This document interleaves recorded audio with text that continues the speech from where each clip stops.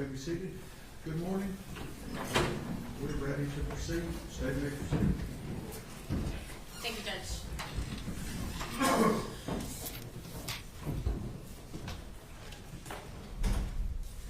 Good morning, Special Agent Ross. Good morning.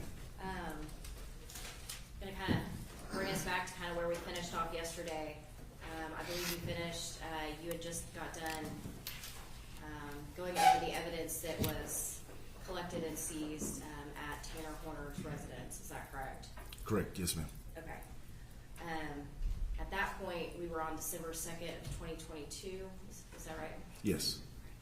I'm going to bring us ahead to December 5th of 2022. Did you and your team do any additional crime scene searches or evidence collection on that day? Yes, we did. We were called back out to the to Weiss County to assist with searching 2 FedEx vans that they had seized as part of the investigation. And you say 2 FedEx vans. Why were there 2 vans? One of them was the van that he was arrested in, that he had been driving after the abduction, and then the other van was believed to be the van that he abducted Athena in.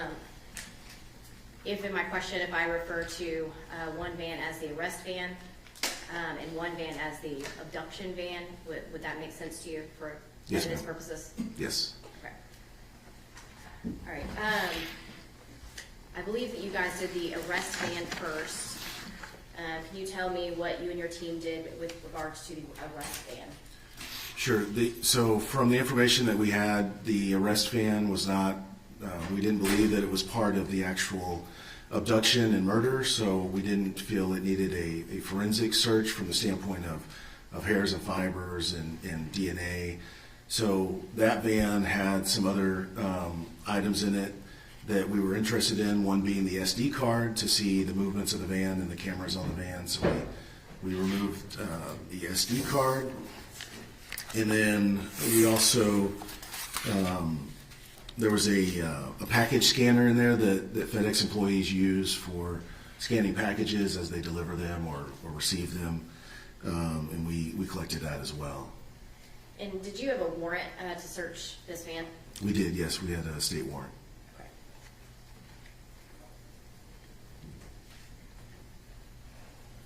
Your Honor, may I approach? Yes, ma'am.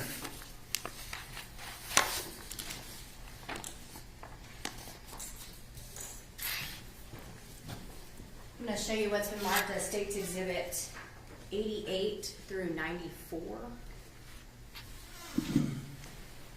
And do you recognize these? I do, yes. These are, as I talked about with the residents before we do any search, we take entry photos, and it's no different for a vehicle or a van like this. We would take take entrance photos. We would take exterior entrance photos of the whole van around to include the license plate and the VIN. And did you personally take these photos? I did not. And were you there when these photos were taken and present at the scene? Yes. So as entry photos, as I explained yesterday, entry photos are taken in conjunction with an initial walkthrough with the team leader, which I was the team leader for this search. So I would have been standing right next to or behind the photographer. So I know you've previously reviewed these photos, correct? Correct. Do they fairly and accurately depict the search that you guys did and the evidence that was collected? They do. And obviously, these are not the entire amount of photos that you guys took. Correct. This is a limited number. Yes, this is just a select few. Okay. And Your Honor, at this time, the state offers the evidence, State's Exhibit 88 through 94.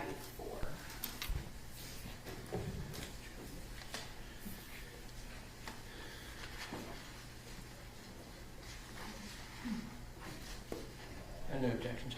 State's Exhibits 88 through 94 are admitted. Thank you, Judge. And may we publish? Yes, ma'am.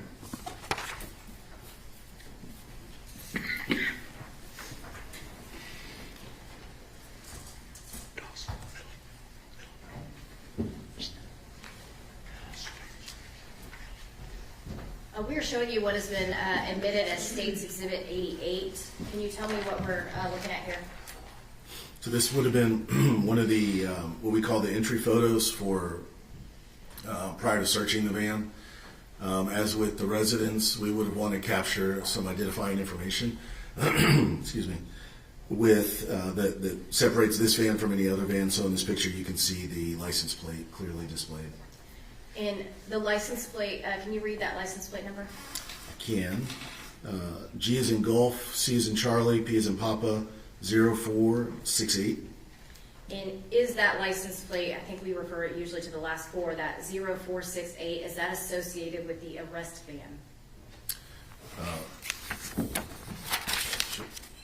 Yes, it is. Can you publish State's Exhibit 92?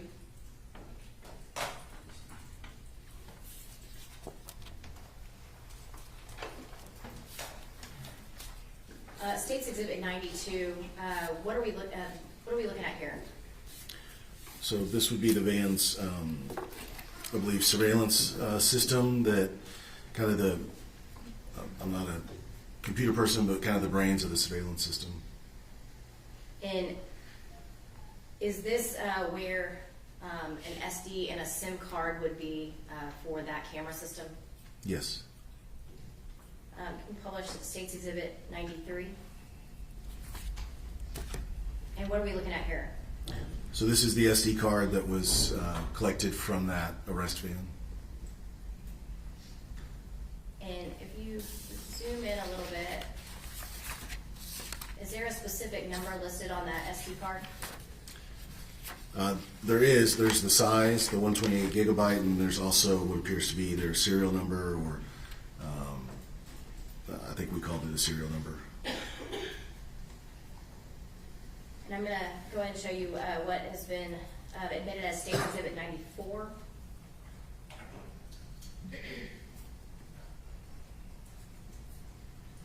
And what are we looking at here? So this would be the back side, the opposite side of both of those objects. We always take a front and a back if it's a kind of a two-sided object. And was this the SD card and SIM card that you collected? That you and your team, you're the seizing agent, is that correct? Correct. Yes. And Your Honor, may I approach? Yes.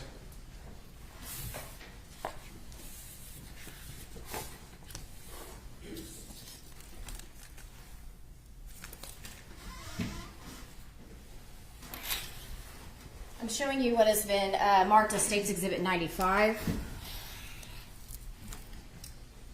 Have you seen this item before? Yes. Can you tell me what that is? So this is the SD card that's photographed. It's photographed in Exhibit 93. Is there a license plate number listed on that item at any point? No, there's not.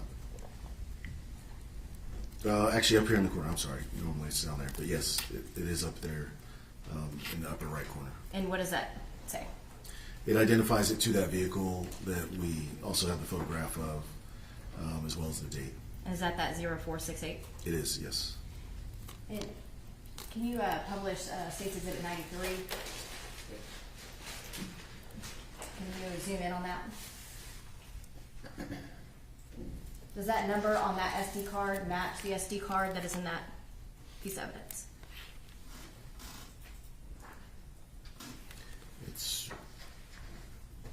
Yes, it does.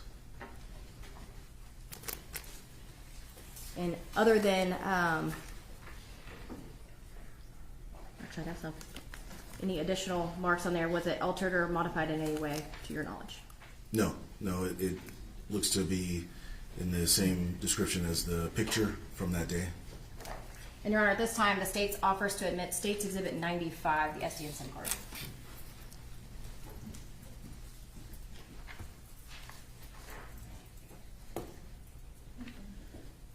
No objections. State's 95 is admitted.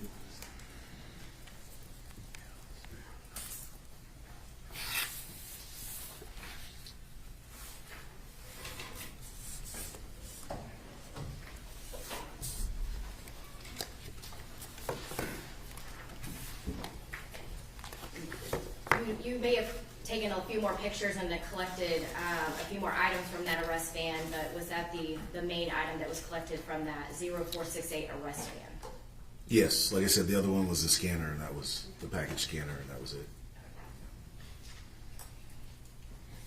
Now, on December 5th, 2022, did you also look at the, again, we're going to call the abduction van? We did, yes. And what did you and your team do on that? So that van was inside a sally port or a car garage area at the Wise County facility, and it was loaded with packages, and it was definitely the van that he was driving on the day of the abduction. So we wanted to process it for forensics, meaning hairs, fibers, blood, DNA, whether that's semen, vaginal fluids, saliva. So in order to do that, we would, as I talked about yesterday, we would go ahead and suit up in our Tyvek with our booties, take our entry photos, and start unloading the van so that we could get to the back of the van and do our forensic search. And as the team lead, were you there when the complete search was done and when these photos were taken? Yes. And Your Honor, may I approach? Yes, ma'am.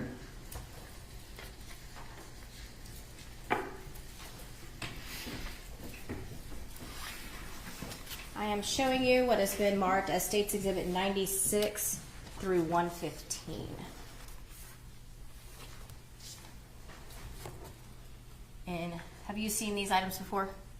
Yes, yeah, this is the van inside that garage as I talked about. And once again, they're the start of our entry photos. And have you had the opportunity to review all those photos prior to coming in here? I have, yes. And do these photos fairly and accurately depict the search and the evidence collected on December 5th of 2022 in the abduction van? They do, yes. Your Honor, at this time, the state offers into evidence States Exhibit 96 through 115.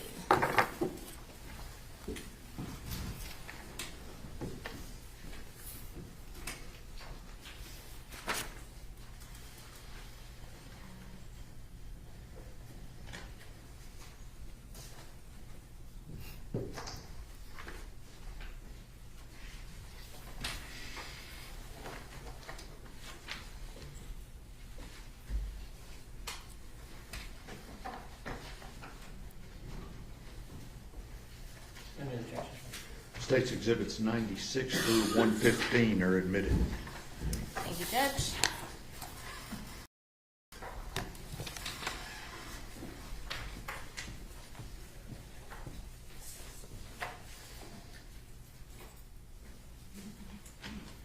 Have you published a States Exhibit?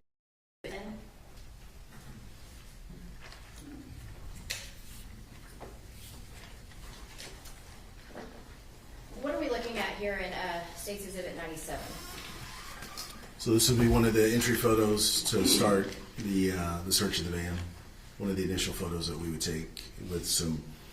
It was a little cramped in that garage, so I think the photographer, we talked about just starting at the best angle we could, and then we'd work our way around. So this is probably kind of the start of those photographs with some looks like identifying FedEx numbers. And this is a garage. Is this at the Wise County Sheriff's Office, or where is this at? It is, yes. And is it a secured and locked location? It is. And it's also important for it to be inside the garage for not only security and control, but as we do our search, we have to have a dark environment to do an alternate light source, which we did in this case, and so we have to be able to turn off the lights. Okay. See States Exhibit 99. Showing you States Exhibit 99. What are we looking at here? Like just identifying one of the cameras that's on the vehicle. And you published States Exhibit 102. If you zoom in, is there a license plate in this photo? There is, yes. And what is this license plate on this van? It is N as in November, N as in November, R as in Romeo, 4995. And is that license plate the license plate of the abduction van? It is, yes.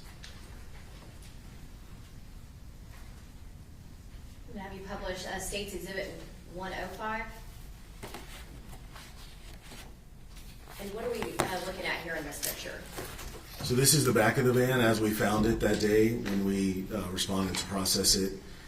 It was still loaded with packages that hadn't been delivered yet or had just been picked up. Have you published State's Exhibit 106? And what are we seeing in this photo? So this is the same van, same back of the van after we've removed all of the packages that were back there. And what did you do with the packages that were in this van? We removed them out of the van and we put them in another container, and I can't remember if it was a van or a temporary storage area. I guess you don't know, but if they got picked up to be delivered to the rightful people? Right, yes. Okay. Yeah, I think FedEx came and got them eventually. Okay. But, I wasn't in charge of that part once we Okay. unloaded them. You published State's Exhibit 108. And what do we see here in this photo? So this looks like the front passenger side, and it's a backpack and appears to be a hoodie. Now, this backpack and hoodie, we're talking about the abduction van. Whose backpack and hoodie is that? Is that Tanner Horner's or someone else's? Direction lead. Sustained, don't lead your witness. Whose backpack is that? It's unclear, but we did know that Tanner Horner was not driving the vehicle when it was seized at the time. So our assumption there was that it was the current driver's. I don't have his name, but not Tanner Horner's. And in the, can you zoom in on that? Can you zoom in a little bit? What are we seeing in the back of this photo here? As far as personnel? Yes. Yeah, so that's how we would dress when we do a forensic search. So we have our Tyvek on with the hoodie, and they have probably started processing, or at least getting ready to do the vacuuming.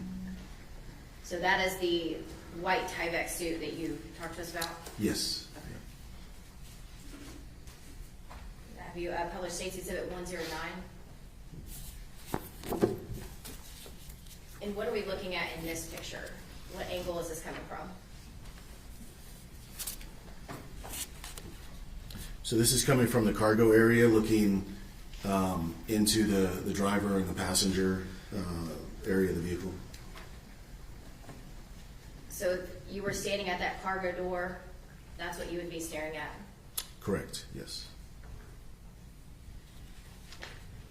I'll show you what's published 110.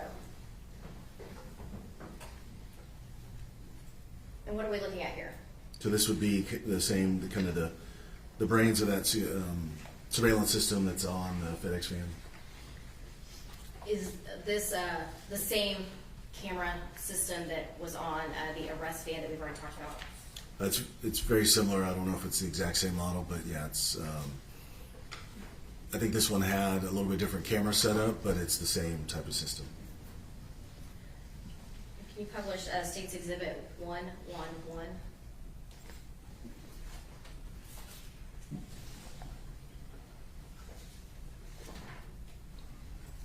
And what are we looking at here? So that would be the SD card that was in the system itself from the other picture. The front portion of that SD card? Correct, yes. And I'm going to show 112. And what are we looking at here? The back side of the SD card, and the white thing is the SIM card, but the SD card is the black one that we took the front and back photos of. And Your Honor, may I approach? Yes. Mr. Berry, if you can go ahead and put it on. Yeah, thank you. Already had me.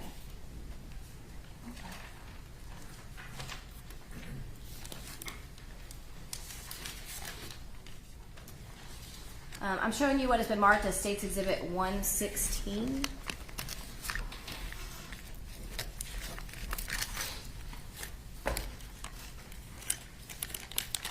And do you recognize this item?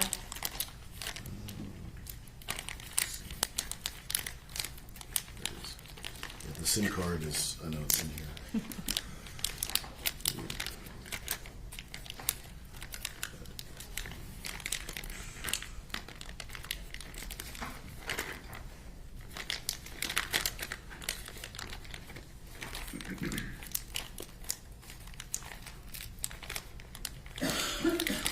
There it is, yes.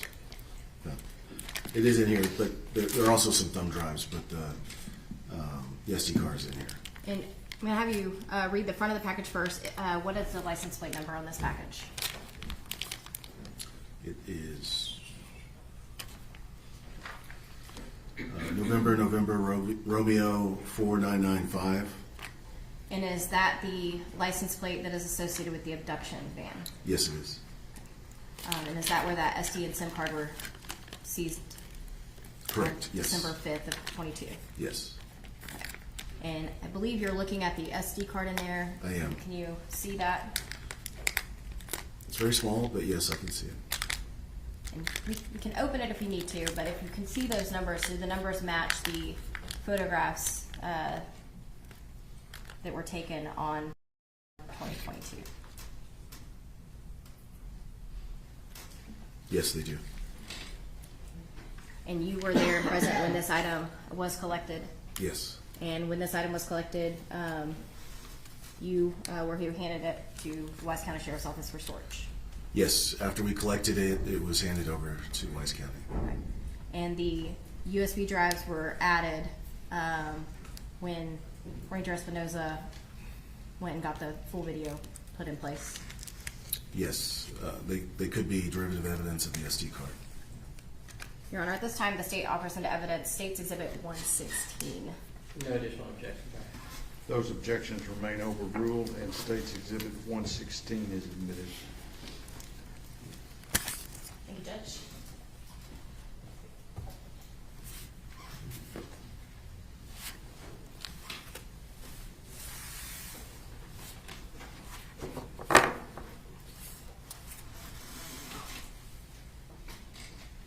In finalizing this search on the abduction van on December 5th of 2022, was there any additional evidence that you guys collected at that time? For the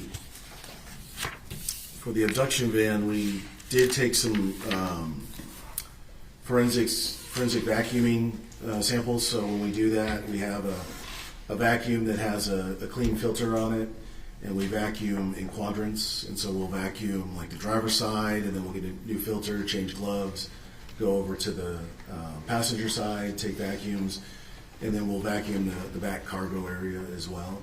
And then after doing that, we would do fingerprinting. So we would look for latent prints around the vehicle. If we see any obvious ones, we can take photographs. Otherwise, then we start dusting. And I believe we did dust the frame area that looks into the driver and passenger side from the cargo area. So we lifted some prints there. And then there was a couple of areas where we took some swabs as well. So we do swabs for DNA, and we can do whether it's touch DNA or whether it's actual bodily fluids. It's the same swab that we would use to collect that. And to your knowledge, was there any real evidentiary value of any of those items? On that day, I don't believe so. Not that I'm aware of. Right. Yeah. To kind of move you ahead. So after December 5th of 2022, was your FBI ERT team asked to do anything additional with regards to this investigation for Athena Strand? Yes, we were asked to come back out and reprocess the abduction van. And do you recall when that was? That was on January 6, 2023. And why were you asked to come back out?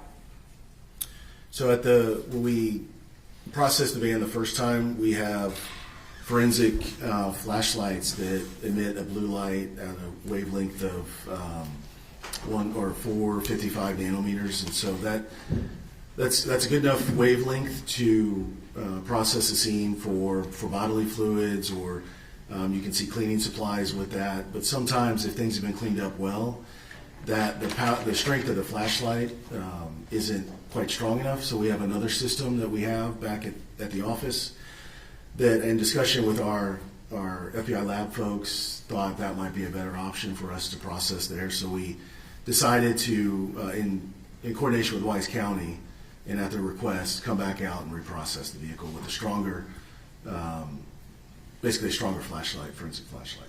And at that time, were you aware that Tanner Horner attempted to clean up that abduction van? Objection. Hearsay. Overruled. So as part of the discussions for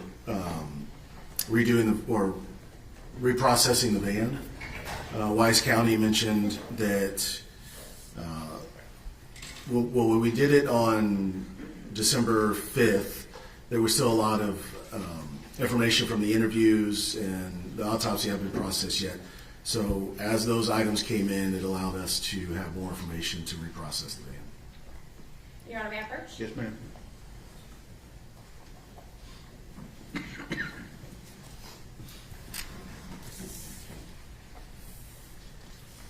I'll show you what has been marked as State's Exhibit 117 through 139.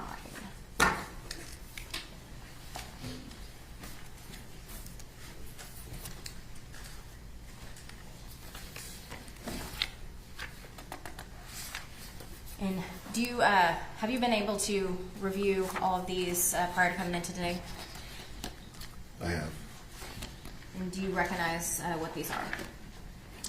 Yes. And what are they? This is the entry photos and item photos for that search on January 6th. Along with the sketch, photo of the sketch and the items seized. And were you present when these photos and this search were conducted on that day? I was. And do these fairly and accurately depict what you saw during that search and the evidence collected? Yes. Your Honor, at this time, the state offers into evidence State's Exhibit 117 through 139.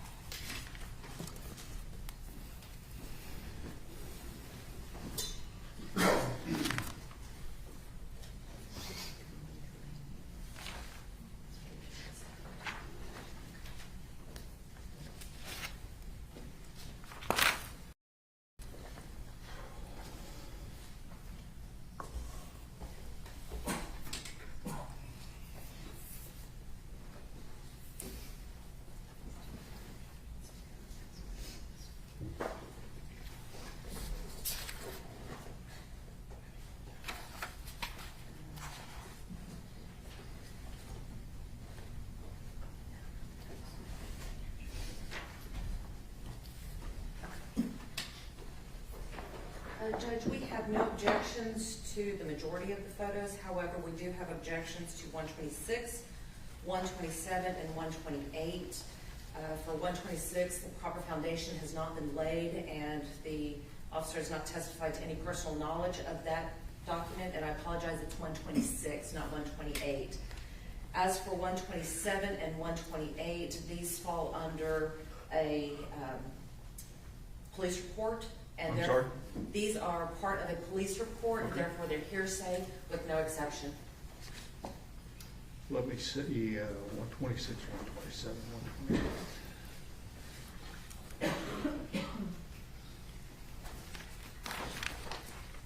Your Honor, they are just the diagram of where the actual 10 swabs were taken, and the Objection, swab. Your Honor. Objection, oh, sorry. That was an objection. I'm going to hold in abeyance 126 Your objections to 127, 128 are sustained. And I'm gonna hold 126 Thank you, Judge. at this time.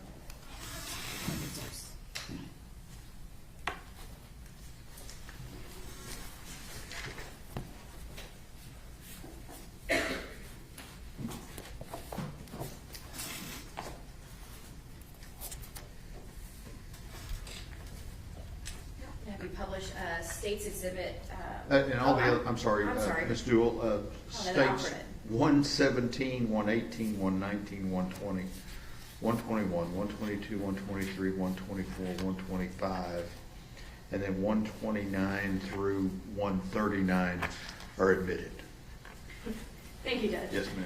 Now I'm going to publish States Exhibit 118.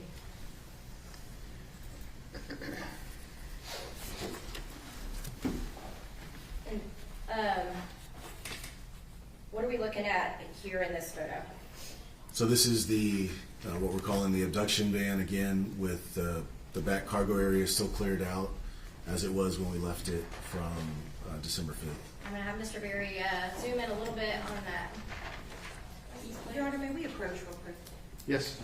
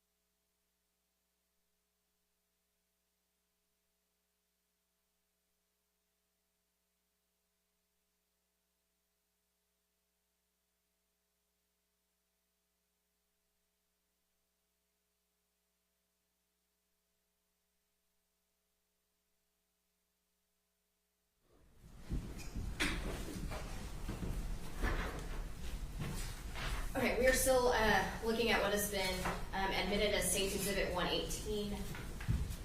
And this license plate, can you read that off? Yes, November Romeo 4995. And is that the license plate that is with the abduction van? It is, yes. Okay. No. Published States Exhibit 122.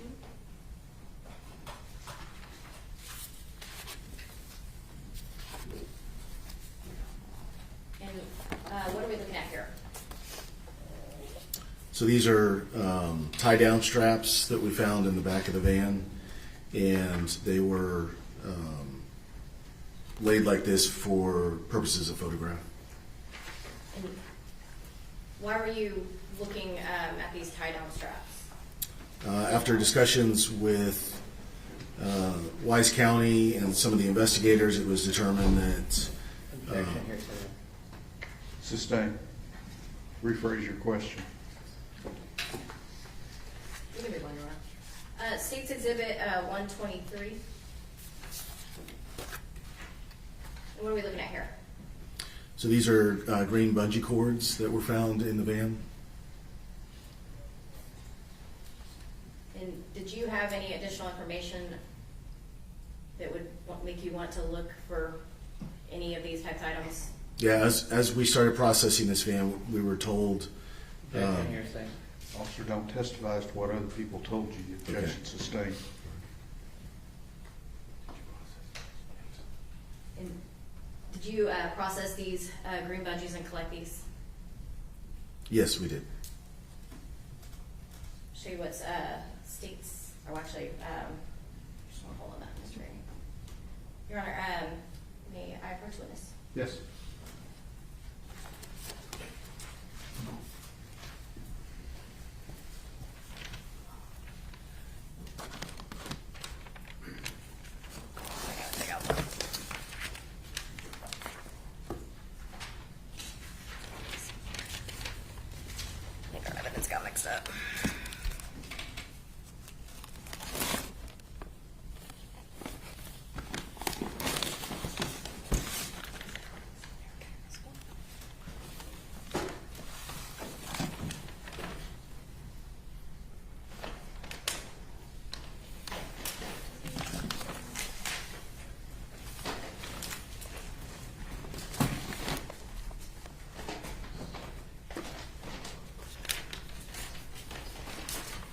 I'm showing you what has been marked as State's Exhibit 142.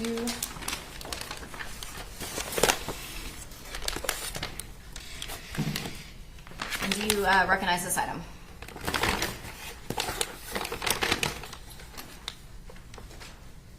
I do, yes. And how do you recognize it? So it has item number 2, which matches our labeling nomenclature as well as all the other items on the bag. The description is listed as green cords with the number 3 beside that. So, And other than any lab processing, has it been altered in any way, to your knowledge? no. And were you present when this item was seized, and were you considered the seizing agent? Yes.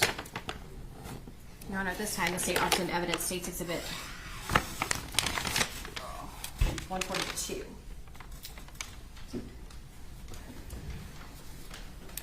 Yaro, may we approach?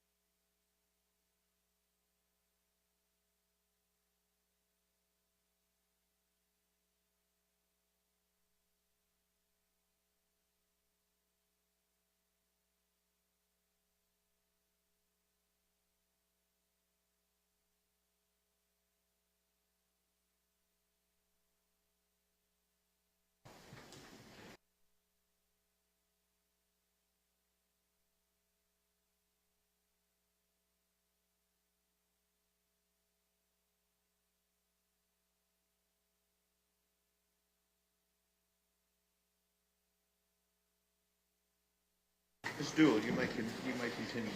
Thank you, Judge. I believe I just offered to admit State's Exhibit 142.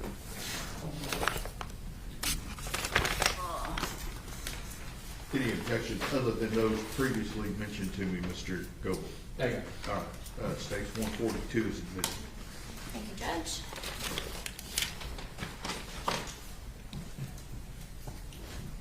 Published State's Exhibit 124.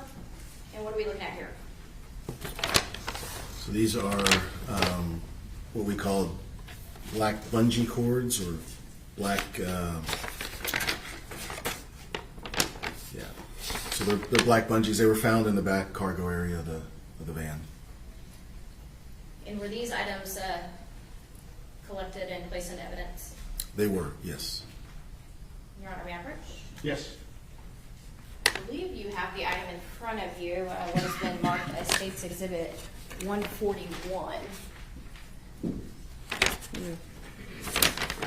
Yes, And can you, have you seen that item before? I have, yes. And how do you recognize it? It's our labeling nomenclature with the case, the FBI case number, the date, the VIN, a description that says bungee cord, one bungee cord in piece, and then and location was storage area and truck. It has a collector initial for Angela Klein, and then my initial as well as an assistant collector / witness. And other than being open for any type of processing, has it been altered in any way to your knowledge? Nope, just the Wise County Sheriff's label and a couple markings from the lab. Your Honor, at this time, the state offers into evidence State's Exhibit 141. Any objections other than those previously mentioned to me? No additional objections, Judge. Okay, states, those are overruled, and states 141 is admitted. Thank you, Judge.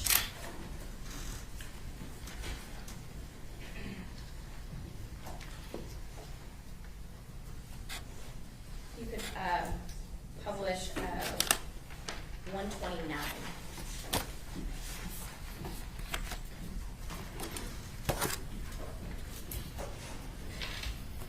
Special Agent Ross, what are we looking at in this photo?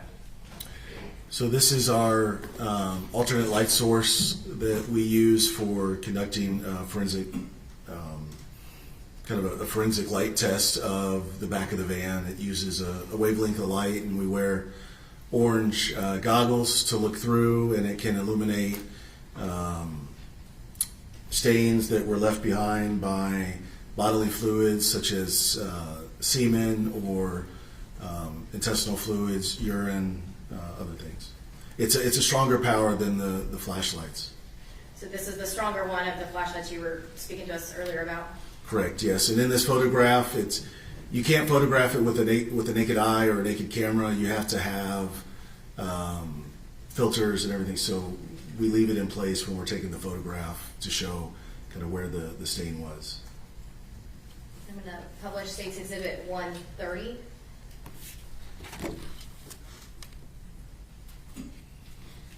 And what are we looking at here?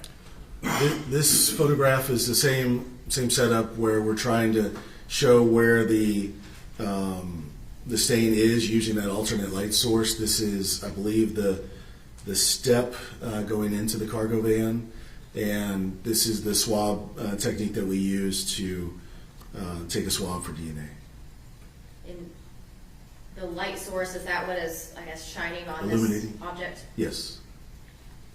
And I believe a minute ago you talked about a special camera to take this photo. So yeah, it's the same camera, it just has a special filter on it. The same where we wear orange goggles or orange glasses, you can put that same filter on the camera lens.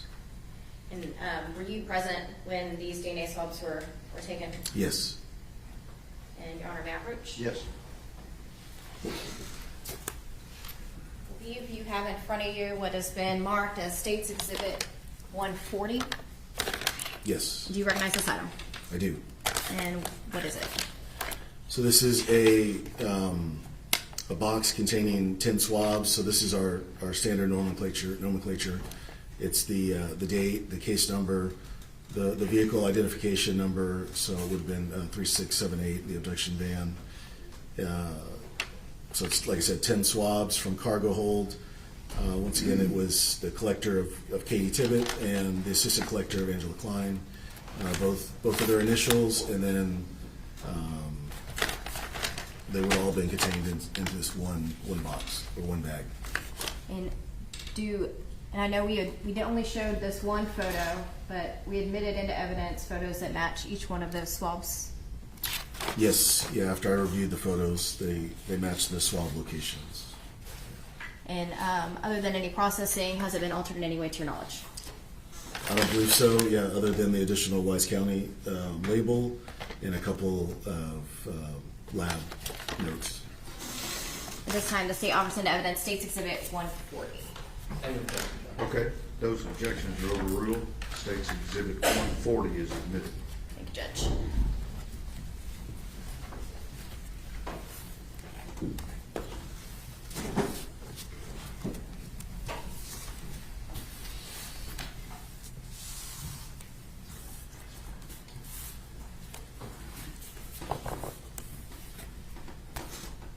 After the search on January 6th, did you with the FBI or ERT team, did you do any additional searches at that time, or did that conclude?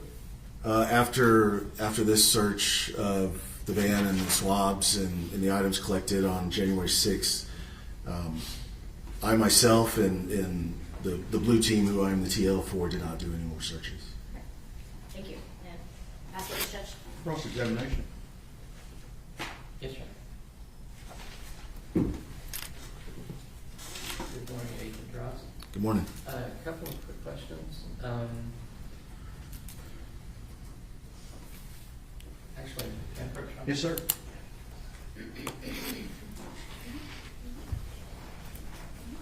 I'm going to hand what's marked defense exhibits 6 through 10. Steve?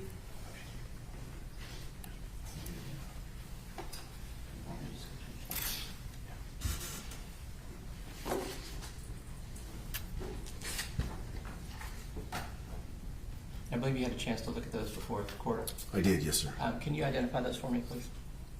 So these were photographs taken on December 2nd when we did the search of Tana Horner's shed and the associated residence. These pictures appear to be pictures of the main residence for that address. And they are true and accurate representations of what you observed that night? Yes, these would have been entry photos that we would take before or as we're entering the house before we've done any kind of searching. Your Honor, I move to have exhibits 6 through 10, defense exhibits admitted. Show it to the state. Passing, Your Honor, no objection. Okay, defense exhibits 6 through 10 are admitted. Your Honor, I move to publish these to the jury. Yes. May I do it? Yeah, absolutely, yeah. Video.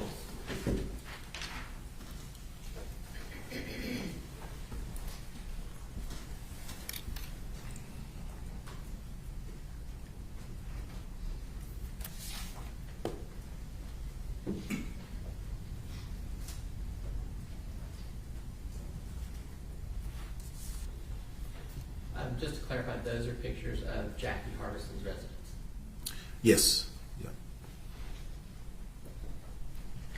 Yeah, the main house of the residence.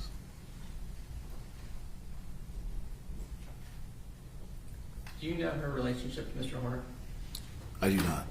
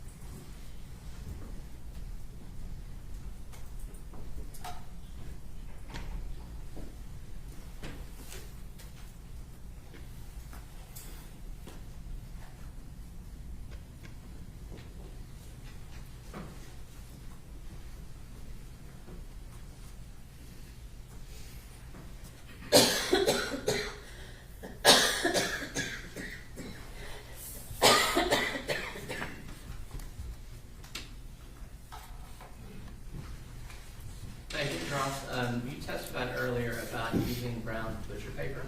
I did, yes. Can you tell me again why that's important when handling evidence? So when we remove evidence from its found location, sometimes due to environmental conditions or lighting or something like that, we have to move it to an area that would be better suited to take those photographs and also the scale photographs. So in order to preserve the integrity of the evidence, we place it on a clean sheet of butcher paper. We put down one butcher paper to protect us from the ground, and then so that one would be clean. We put down another sheet for each item so that that sheet could then be wrapped up and put in with the item. Sometimes, we have to move it inside if it's raining, or inside of an area that hasn't maybe been associated with that item. And you'll actually send the butcher paper with the item? Yes, sir. Yes, sir. That's why a sock would have a whole big bag, because we had a big wad of paper in with it to preserve that item. Absolutely. And I don't know if you remember or not, but on a couple of your photographs of the FedEx van, in addition to having the big FedEx logo, I believe specifically states Exhibit 97 and 100, on the side there, it has a designation that it's a big top spin vehicle. A big what? Sorry. Big top spin, the company's name, I believe it says Contractor Services Program. Okay, I do not recall that in the photo. Okay. Now, when you showed using a light to show organic fluids, that light doesn't tell you what kind of organic fluid it is, does it? It does not. That's why we take the swabs. Now, as to those items seized, those were not collected by you. Which items specifically? We've got items 1 through 8. It looks like those were by Tippett and observed by Klein.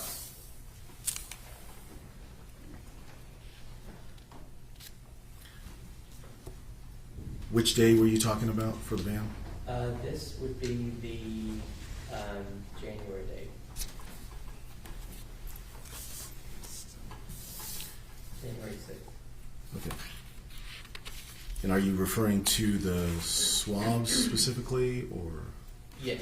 I don't have the item numbers in front of me, so.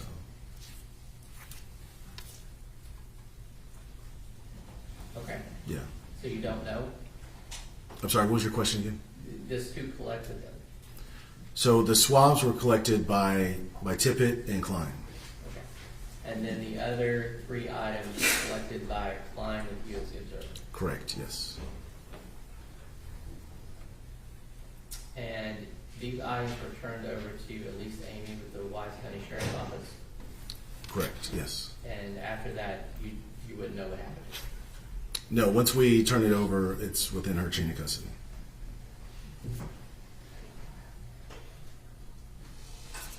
I'll pass it to John. Where you at? Nothing further, Your Honor. May this witness be excused subject to any potential recall? Yes, Your Honor. Yes, Judge.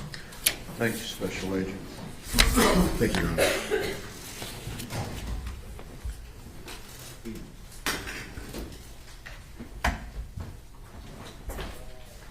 For purposes of the record, the defense exhibit to State's Exhibit 126 is sustained.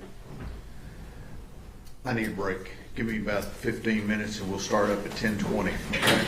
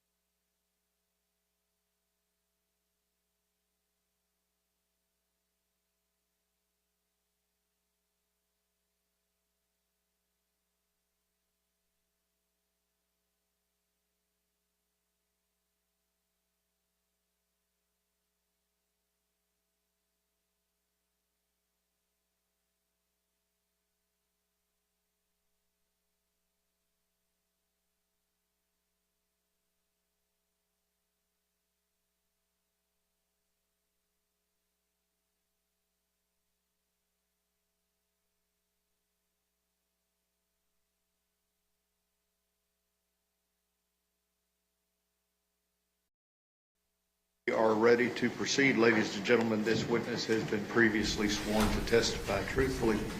Mr. Staten. Thank you, Your Honor. Ms. Amy, would you state your name and spell it for the court reporter, please?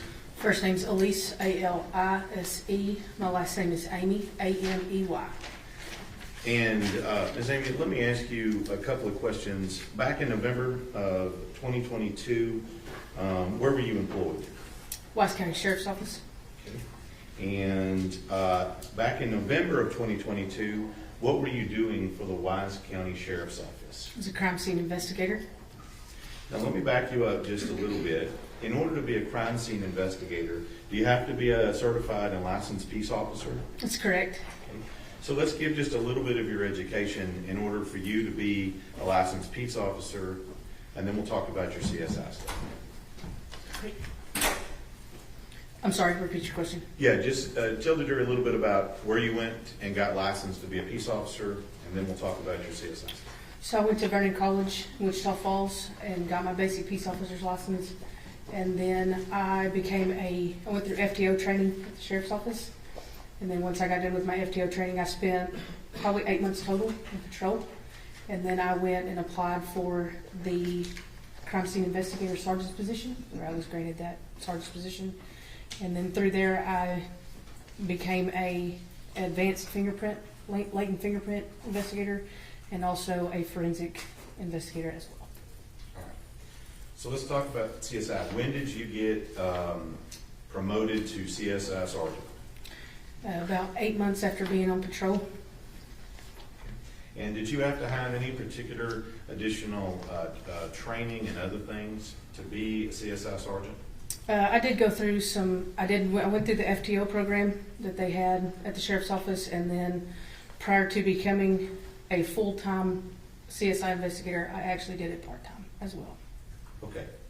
And during that time being a CSI investigator, were you under the supervision of other CSI investigators during that time? Yes, sir.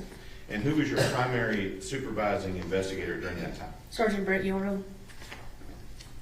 Say that again. Sergeant Brett Yaro. Okay. So Spell that last name for the court report. Y-A-R-O. first name Brett with 2 T's. That's correct. Is he also a sheriff's deputy at the Wise County Sheriff's Office? Yes, sir. And had he been there quite a bit longer than you? Yes, sir.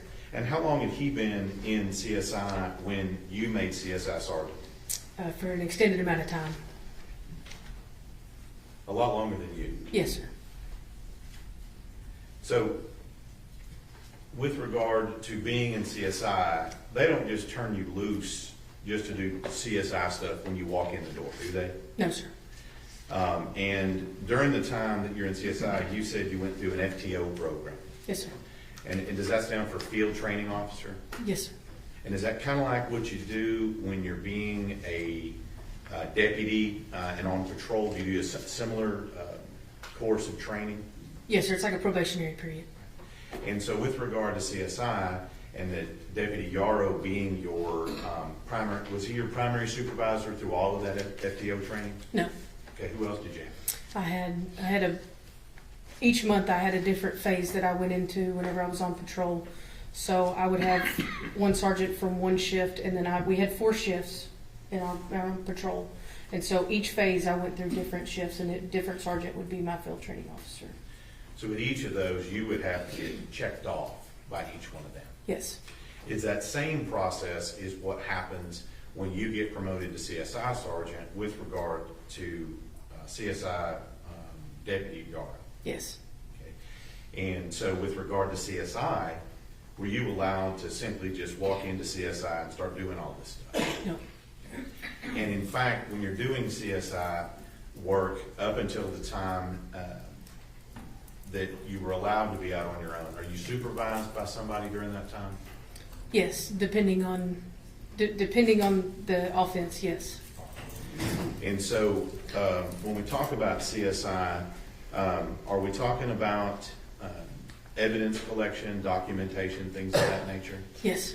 Are we talking about taking photographs? Yes. Okay.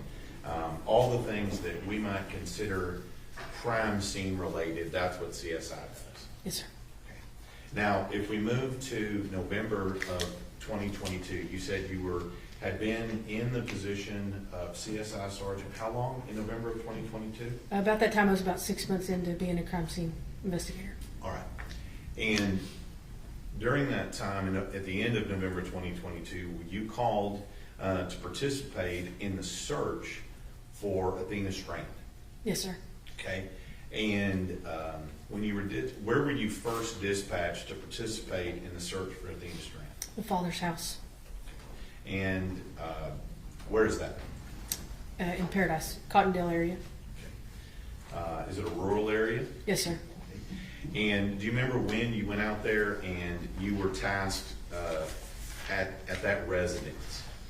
Yes, sir. I was tasked that morning.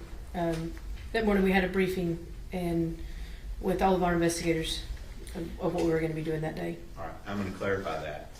Do you remember which day that was? Thursday the 1st. So on that first part of this, on that Thursday, what were you tasked with doing on that Thursday? So I was basically, my primary location was to be at the house, at the residence. A bunch of our investigators separated with civilian search teams at that time. And if they found something that they needed to be documented or found like it was important, I would go and document it at that time. Okay.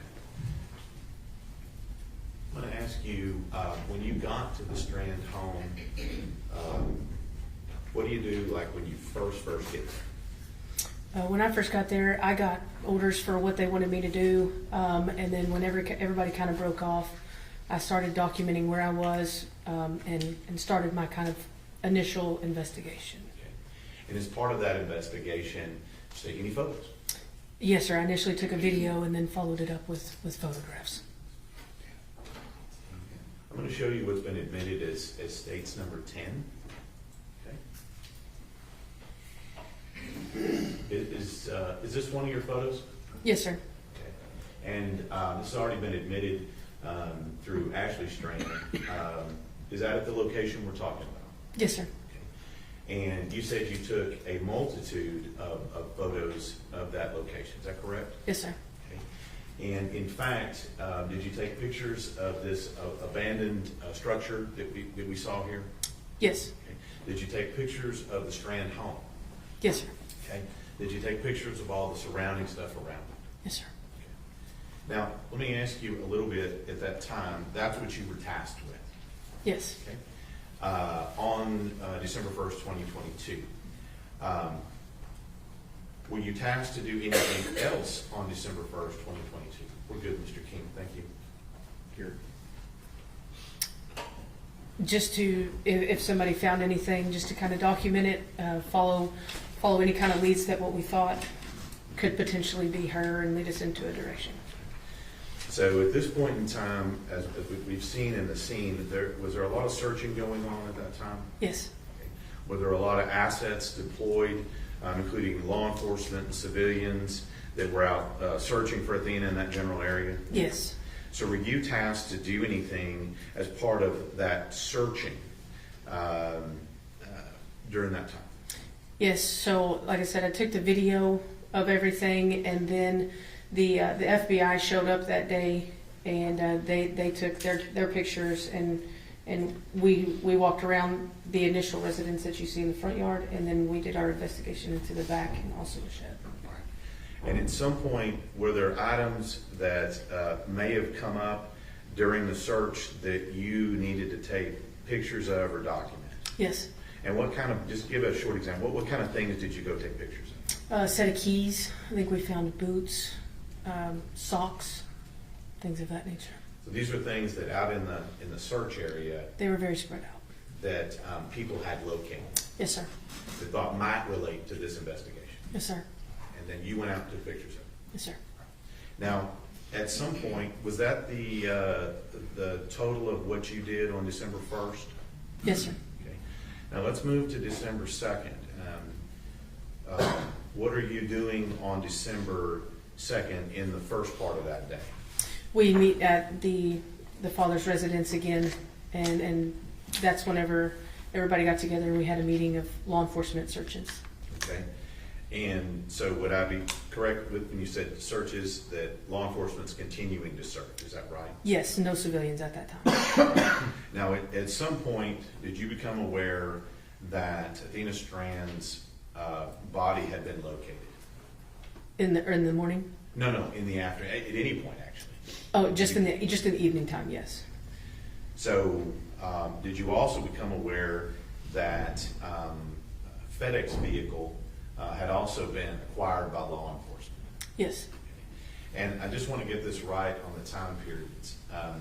Did you participate in the actual search of the van that Tanner Horner was arrested in? I assisted the FBI. Okay. And when you say assisted, were you actually actively participating in the actual collection of evidence and that kind of thing, or were you doing something else? No, so they had distinguished people who took pictures and collected evidence, and then I received the evidence. Okay. And so let me get this right in time. You said that they found her body in the evening. When was the search of the arrest van performed? Was it before or after they found her body? Before. So let's talk about the search of the arrest van. Okay. Now, when I say arrest van, you know what I mean by that, right? Yes, sir. This is the van that Tanner Horner was arrested in on December 2nd. Yes, sir. Okay? I'll refer to the other vehicle as the abduction vehicle. Okay? Okay. So on December 2nd, where is the location of the arrest van? It is brought to the Wise County Sheriff's Office. Where you work? Yes, sir. And were you tasked, like you said before, to assist the FBI? Yes. Okay. And so let me just get a picture of this in my head. Does the FBI, do they bring all their own stuff, or do you have to provide things for them? They bring their own stuff. And is this what we commonly see with the FBI in their moon suits and things like that? Yes. And so with regard to the FBI, are you watching them, what they're doing in searching this vehicle? Yes. Okay. And so are you actually out there on scene when they're searching it? Yes. And during that time, and we'll talk to the FBI about that. So it sounds like you're just kind of standing there waiting. Is that right? Correct. And at some point, what is your actual participation with regard to the search of the arrest van? After they got done searching the arrest van, they took their pictures, they collected the evidence, and then they turned the evidence over to me. All right. And when you say turn it over to you, is that like a physical turnover? They hand it to you? Yes. And then once they hand it to you, that you can see we have some evidence out here. They hand you the evidence, and you've got it. What do you do with it at that point? I walk into our CSI lab and put it in our lockers. Okay. So from that point, your job, and I'm not trying to minimize your job as a CSI here, was to just physically carry the evidence from point A to point B. Correct. And did you open any of the evidence? No. Did you handle any of the evidence, take it out of any of the bags or anything else? No. So as the FBI left it with you, you placed it in your locker. Yes, sir. Okay. And did you have any other contact with regard to the search of the arrest van evidence from 12/2 of 22? Did you have any other contact with the evidence? No. Now, also, you mentioned that you were there at the recovery of Athena Strand's body. Is that correct? Yes. Now, it seems to me that somebody who had, I would say, fairly limited 6 months CSI experience. Objection, Your Honor, counsel is testifying. Sustained. Rephrase your question. How long had you been in CSI when you attended the body recovery of Athena Strand? 6 months. Okay. And at that time, where was your field training officer, or let me just ask you, where was CSI Sergeant Yaro? He was out. He was out. Okay. Did he have COVID? Yes. Objection, leaving. Overruled. She's answered. And at this point, you get tasked to do body recovery. Okay. So let me just ask you, is it just you, CSI Amy, out there recovering this body, or are there other people? No, so there was other people. Okay. And who were those other people? 3 other FBI agents. Okay. And was it just those 3 FBI agents, or were there other people on scene as well? There was law enforcement up on the bridge and in the road, everybody who had been there with the search, and then there was 2 investigators, 2 FBI special agents taking pictures, and then there was the 3 FBI agents, and including myself for the body. And when you say, and I'm not going to go in depth into the body recovery, this is where is this where we physically remove her body from the water? Yes, sir. And is there a process by which we take to remove her body from the water? Yes, sir. Okay. And I don't need every detail, but just give us the short version of what it takes to recover a body from the water. So how we walked the scene. We got a good idea of where we needed to go, and because of the grass being grass and dirt and a mixture of certain things, the FBI did what they are trained to do, and I did. So I worked the top. So I worked the ledge where we placed her. We laid out a bag, and then we laid out a sheet. So once they removed her from the water and I laid her on the sheet, then that is where we documented any kind of physical evidence. So with regard to removing her body from the water, who performed that physical task? The 2 FBI agents in the water. And then you said once they get her out of the water, you prepared an area? Is that what I'm hearing? Yes, sir. So I prepared an area because it was dirt and gravel and rocks. So I prepared an area to where as soon as she came out, any kind of evidence would be preserved on the sheet. And at that time, are there people taking all of this happening? Yes, sir. Now, are you taking any pictures of all of this happening? No. And so why do we prepare the scene with the sheet and other things? Why do that? I was taught that you never know, so it's evidence preservation. It's the way we collect evidence, and at the time, bodies are it's a piece of evidence. And so at this time, does that occur? Does the FBI remove the body and then place it on your area where you have it set up? Yes. And at this particular time, you said there's a sheet. Yes. Okay. And what else is around the sheet or covering? Is there anything else around besides the sheet? Just the body bag. Okay. And so with regard to that, the FBI then removes Athena from the water.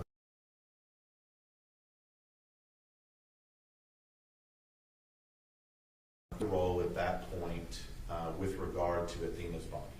I asked the FBI to document Athena the way that I am trained, because that is how I do ours. We talked it out. They took the pictures. We scaled everything. I bagged her hands for any kind of evidence preservation and signed it, and then put her in the bag, and we carried her upstairs. So let me ask you, said something about bagging her hands. I'm going to ask some questions about that. What does that mean when you bag someone's hands? So we have brown bags. When you collect evidence, we put them in brown bags. Anytime there's a body involved, any type of DNA or anything that could be possibly on the hands, you put them in brown bags and then you tape them, and then that's kind of like you sealing your evidence for preservation. So that's what that means. Now, if you know, do you know where the Athena's body ended up from where you took it to where it ended up? Do you know where it ended up? Medical examiner's office. Okay. And when you have a body bag like that, is there a process by which you go about securing the body bag such that it's not tampered with or opened or anything else? Yes. So the last pictures of any crime scene, I asked the feds to take the last picture as well. Once a body is placed in a bag, we zip it up, and then we have body bag tags that follow that body. And so at our last pictures that we took were of the tag front and back. And you said pictures we took, not any pictures that you took. So That's correct.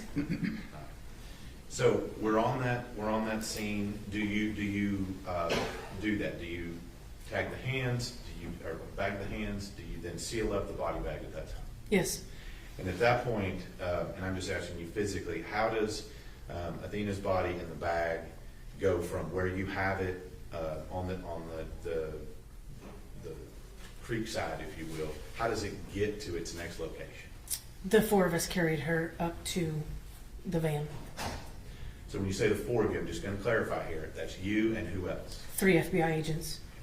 And then she went into some form of vehicle? Yes, the funeral home. All right. And from that point in time, did you have any more contact with her body or anything to do with that? No.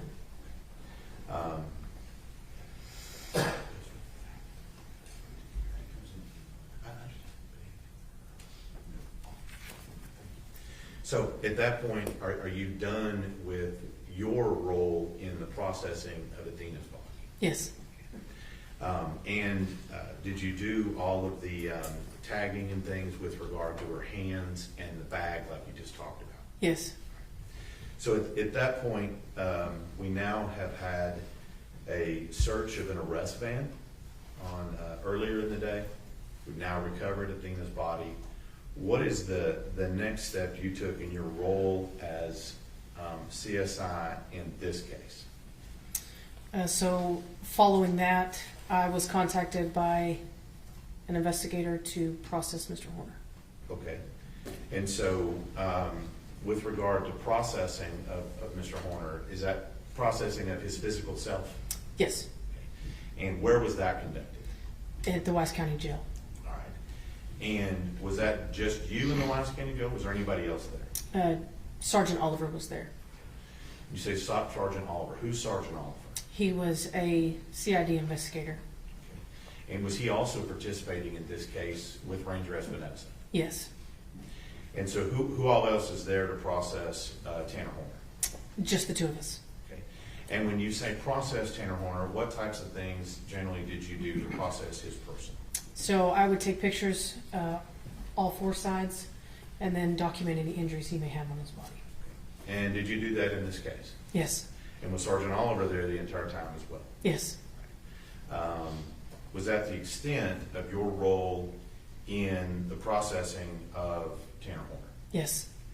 And when was that done? Tell me that again. That was done just after we recovered Athena. Okay, so in the evening of the second. Yes. All right, so now we've gotten to the evening of the second. Do you do anything else on the second? No. Right. When is your next time to participate in any capacity in your employment as a CSI in this case? May I look at my reports real quick? Sure.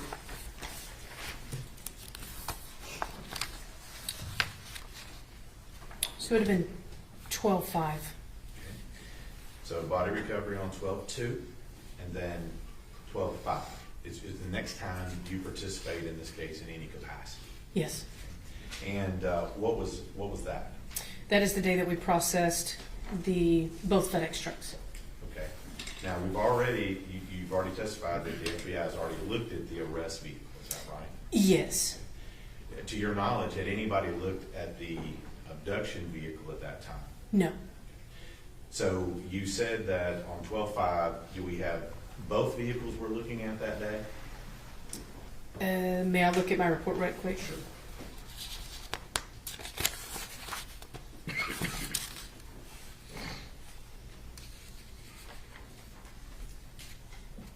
So we just did the van number 1, which you're calling the abduction van. Okay.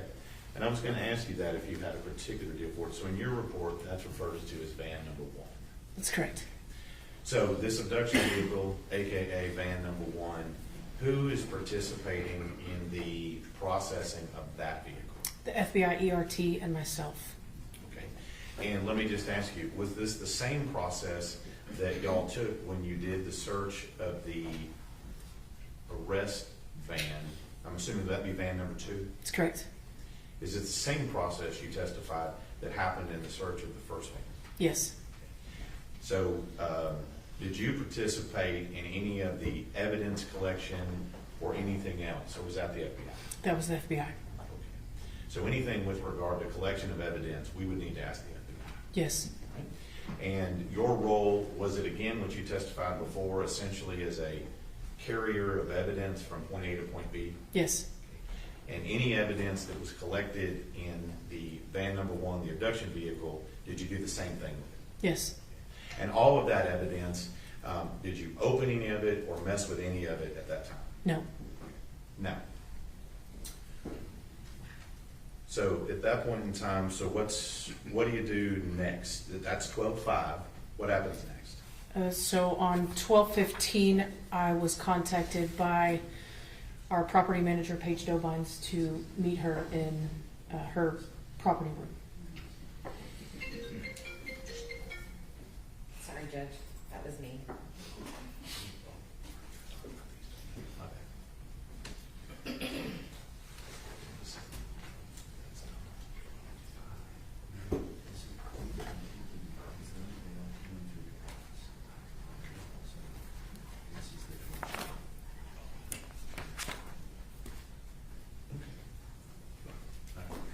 Let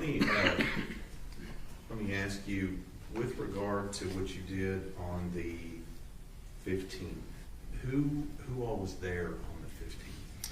It was the victim's mother, or the mother's attorney, myself, and Sergeant Paige Dobines. And so, let me show you, Judge Mann. Yes.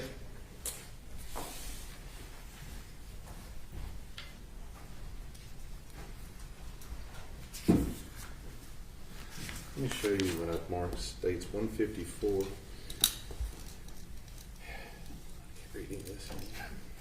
States 154, 155, 156, 157, and 158. Will you take a second and look at those and tell me if you recognize those?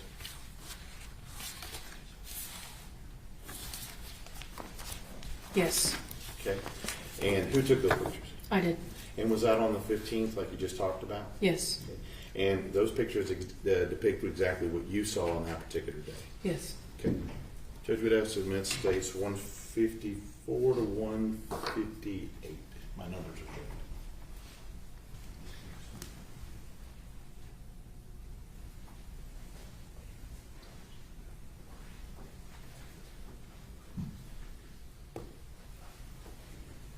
No objection.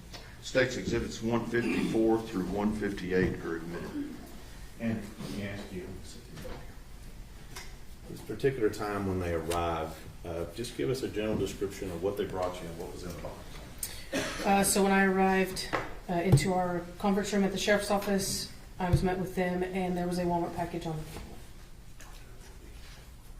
Okay, cool. And can we?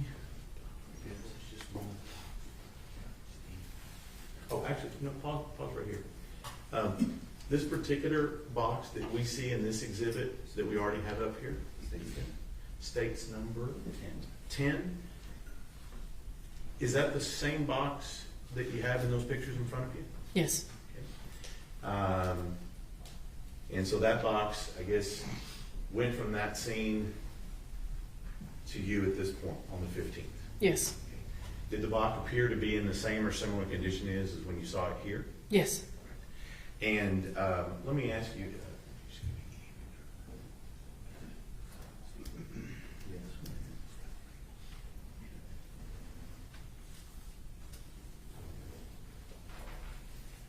There we go. Is that your picture as well in states number 9? Yes. And then.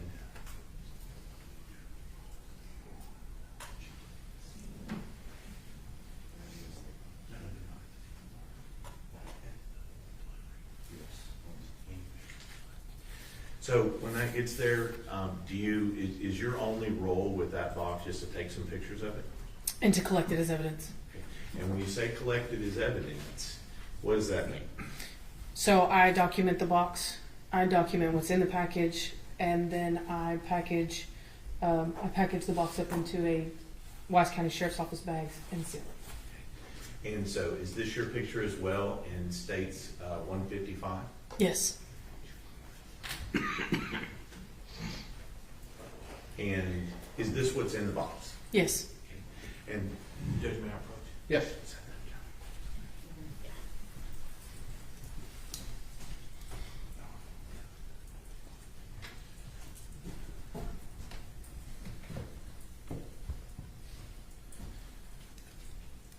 Again with the glasses, sorry. going to show you what's been marked states 159.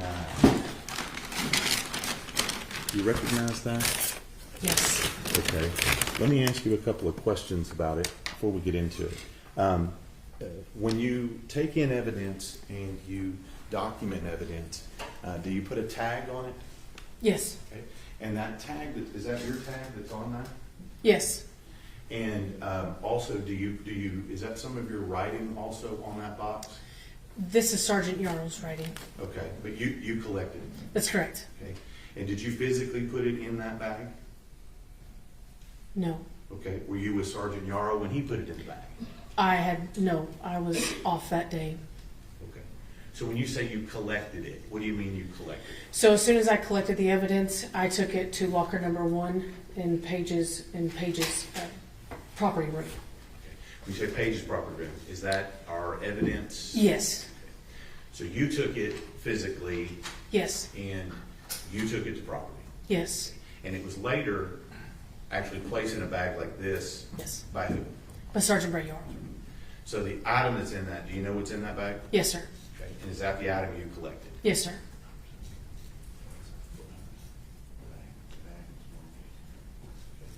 Judgment offer states 159. Your Honor, I object as, may we approach? No, I'll. Okay. Your Honor, she didn't collect it. We don't have a chain of custody on this. She admitted that she didn't put it in the bag. So how does she know what is in the bag is what was taken to the locker? Right. Your objection at this point is to stay. Yeah, that's right. All right. So the next, that's on the 15th, correct? Yes. And with regard, what did you do next with regard to this case involving Athena Strand?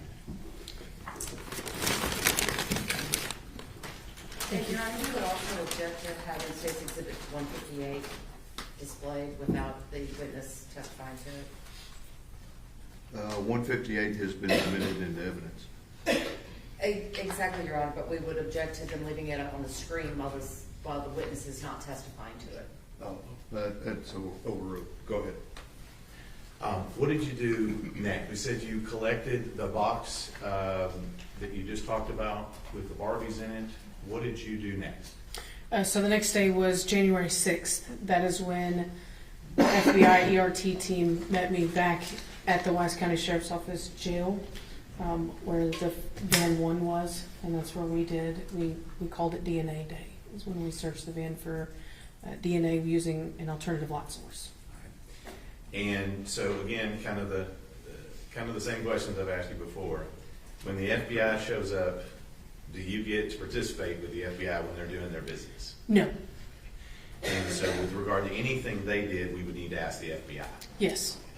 And then are you, similarly, what I asked you before, the carrier of evidence from point A to point B? Yes. And so any evidence they collected on that day on January 6th of 2023, I didn't ask you, is that January 6th of 2023? Yes. And any evidence they collected, did you open any of it or tamper with it or do anything with it? No. Just simply carried it and put it in locket? Yes.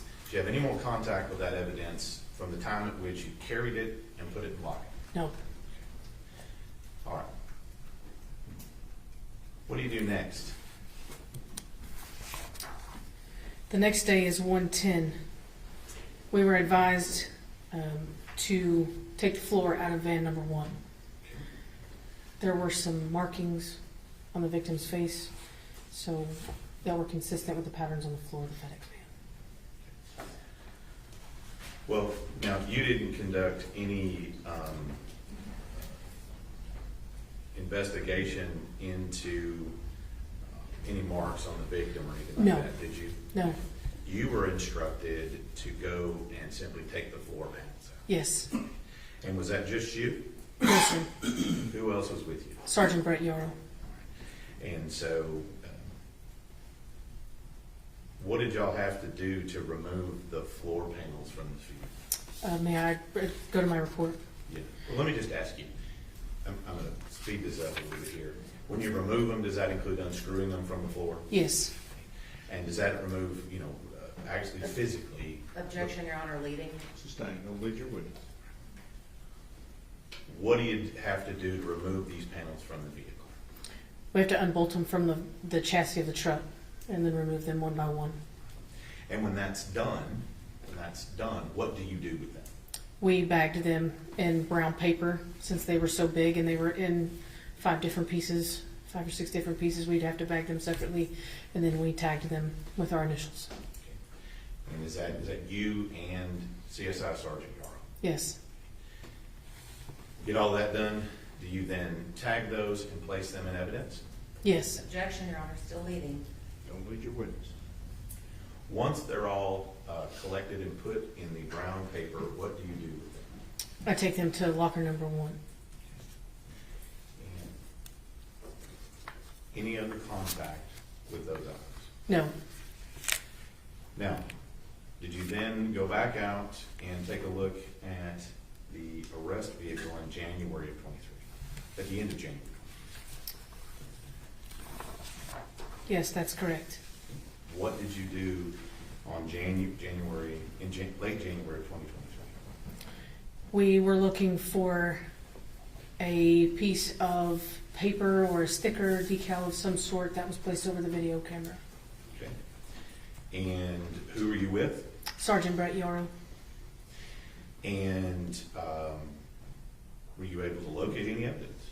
Yes, we located a number of FedEx tags. We found out that they were actually FedEx Objection, tags. Your Honor.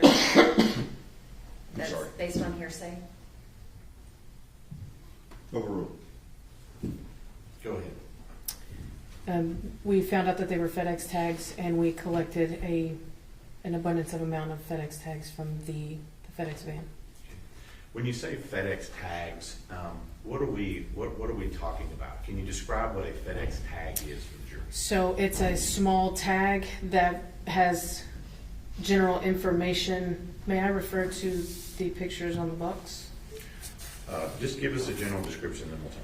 They have names, sometimes tracking numbers, or a barcode, some sort of identifying marker on it.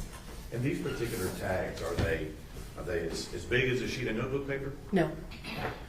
Are they small? Yes. And these were things you were looking for in the vehicle? Yes. How many do you think you collected? There were quite a few. What did you do with them when you collected them? We bagged them, we taped the bag, and we put them into our evidence locker. With regard to those stickers, do you have any other contact with those once that's done? No. All right. What next? What happens next in your role as a CSI in this case? That is it for me. That was it for me. Let me ask you, did you participate in removing the black boxes from these vehicles? Yes. Do you remember when that was? In the month of January, shortly after removing the floors. And was it you who removed the black box or someone else? No, someone else. Who was that person, if you remember? He was a trooper, Patrick, his first name. So how does this come about that these black boxes are removed by the trooper? How does that happen? We were just advised to meet him out there, that he had to pull some information off of the vans, and that there's a black box located in each FedEx van that could have vital information on it. Did you actually do anything that day or just be present? No, I was just present. Now, we've gone through several things so far. Did you do anything else with regard to this case after you observed the trooper pull in the black boxes? No.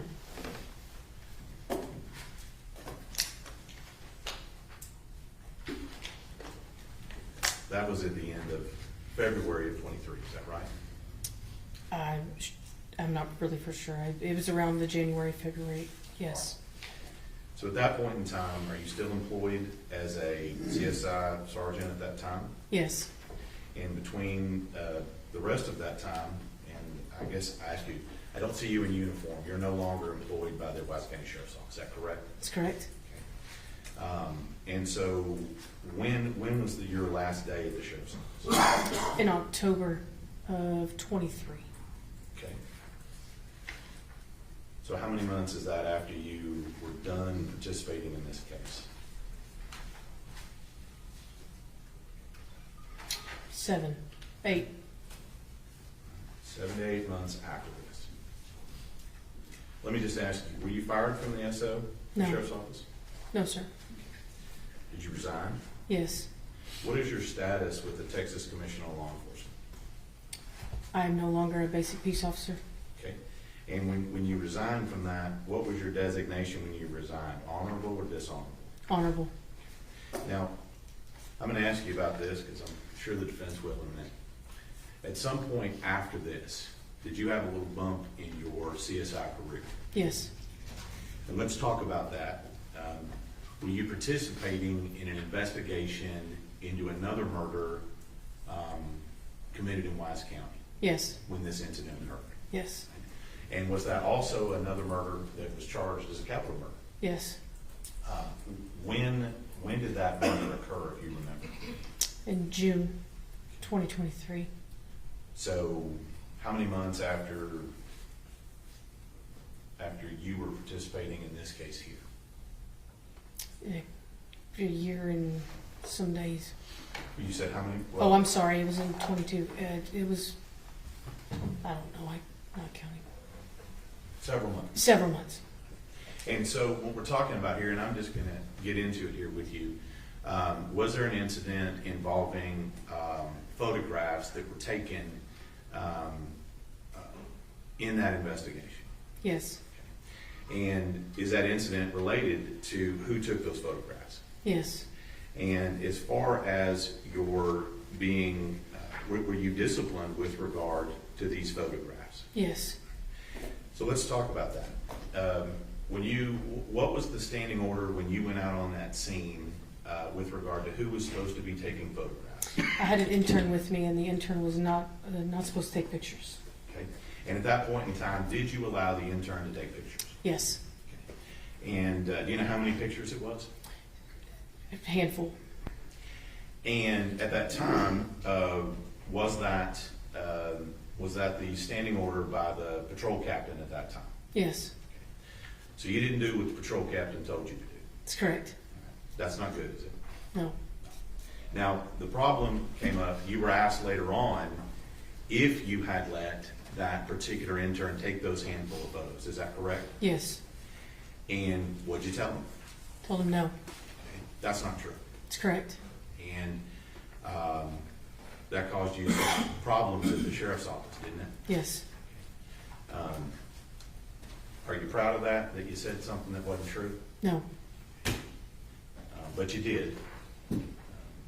Did you eventually tell your superiors that what you told them wasn't true at that time? Yes. And at that point in time, once you told them that it wasn't true, you no longer get to be a CSI. That's correct. But you weren't fired. No. What was your duties after that? I moved back down to patrol. And you did that until you resigned in October of 23. Yes. Now, that incident happened after the one we're talking about here, correct? Yes. And other than that incident, do you have any other issues with regard to you not being accurate and truthful with your superiors? I'm sorry, can you repeat that? Do you have any other incidents where you were not truthful with regard to your superiors? No.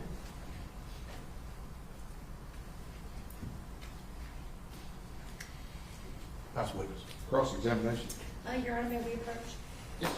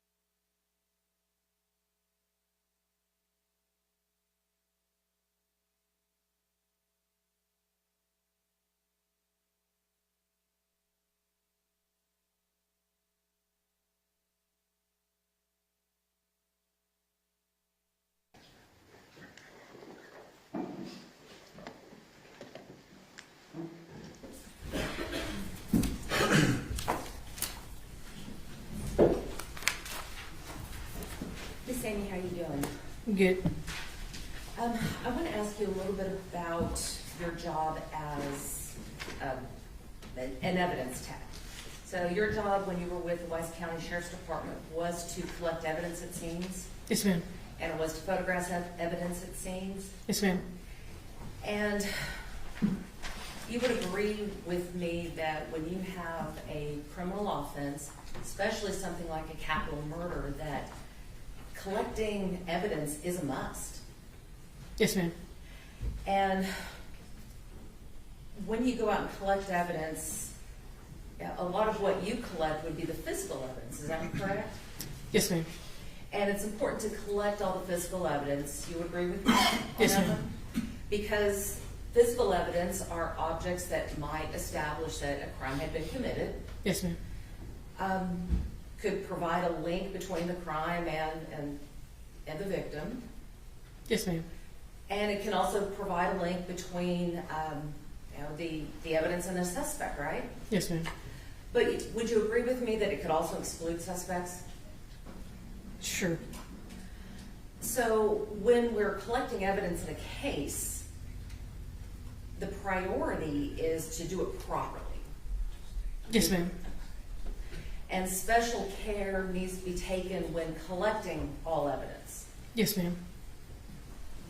And again, with the capital murder case, we have to be, take it up that extra notch. Wouldn't you agree? Yes, ma'am. Because someone's life is on the line in that case. So we want to make sure that everything is done correctly. Yes, ma'am. So when you collect evidence, at the time that you collect the evidence, you don't know whether there's going to be a guilty or a not guilty plea, do you? No, ma'am. Because at the time you collect the evidence, 9 times out of 10, the case hadn't even been filed yet. That's correct. So would you agree with the proposition that you should treat every case when you go out into the field to collect evidence as if that case were going to go to trial? Yes. And so when you go out to collect evidence, it's important to do it properly because you don't want any contamination. That's correct. And explain to the jury what contamination is. So anytime if I am collecting something from a crime scene, I need to have proper gloves on, you have to dress properly. If I need to wear booties in this crime scene, they go over your shoes, then I have to wear that. Anything that I can bring outside in or inside out. Why is that important? Cross-contamination can ruin evidence. And cross-contamination can happen in a variety of ways. Would you agree with that? Yes. That if you're not wearing proper gloves, that if you were to pick up something and hand it to someone else, your DNA could be on that item. Yes. And so when it gets placed into evidence, not only has that piece of evidence been contaminated, you could have destroyed any other evidence that may have been on there. Yes, ma'am. All right, so when I picked up my glass and talked about leaving my DNA on that glass, is that what we're talking about when we're talking about contact DNA or trace evidence or something like that? Yes. And every time someone handles a piece of evidence, it's possible that new physical evidence could be deposited onto it, right? It's possible. And that's why we wear gloves. Yes, ma'am. And that's why we wear the booties. Yes, ma'am. And why we wear the protective gear. And why when collecting evidence or viewing evidence or doing anything like that, it's important to have a clean area to place that evidence on. Yes, ma'am. And when you have that clean area to place evidence on, not only do you want the table clean, but you want to put butcher paper down or some sort of protective barrier there, right? It's possible. Yes, ma'am. And so sometimes that when evidence is being handled, a tech may inadvertently contaminate a piece of evidence. Do you agree with that? It's possible, yes, ma'am. Yeah, and not doing it on purpose. Accidents happen. But that's why why it's so important to have that protective gear. Because if you don't have the gloves on, you might have the contamination by touch DNA. Would you agree with that? Yes, ma'am. If you don't have a mask on, you could sneeze, you could drip sweat, you could have any sort of respiratory fluids that come out, may contribute to additional DNA on an item. Yes, ma'am. And the tools that you use, each of those tools, proper procedure would tell you that you don't use the same tool twice. Correct. Or you don't use the same tool twice without disinfecting it and cleaning it properly between each use. Yes, ma'am.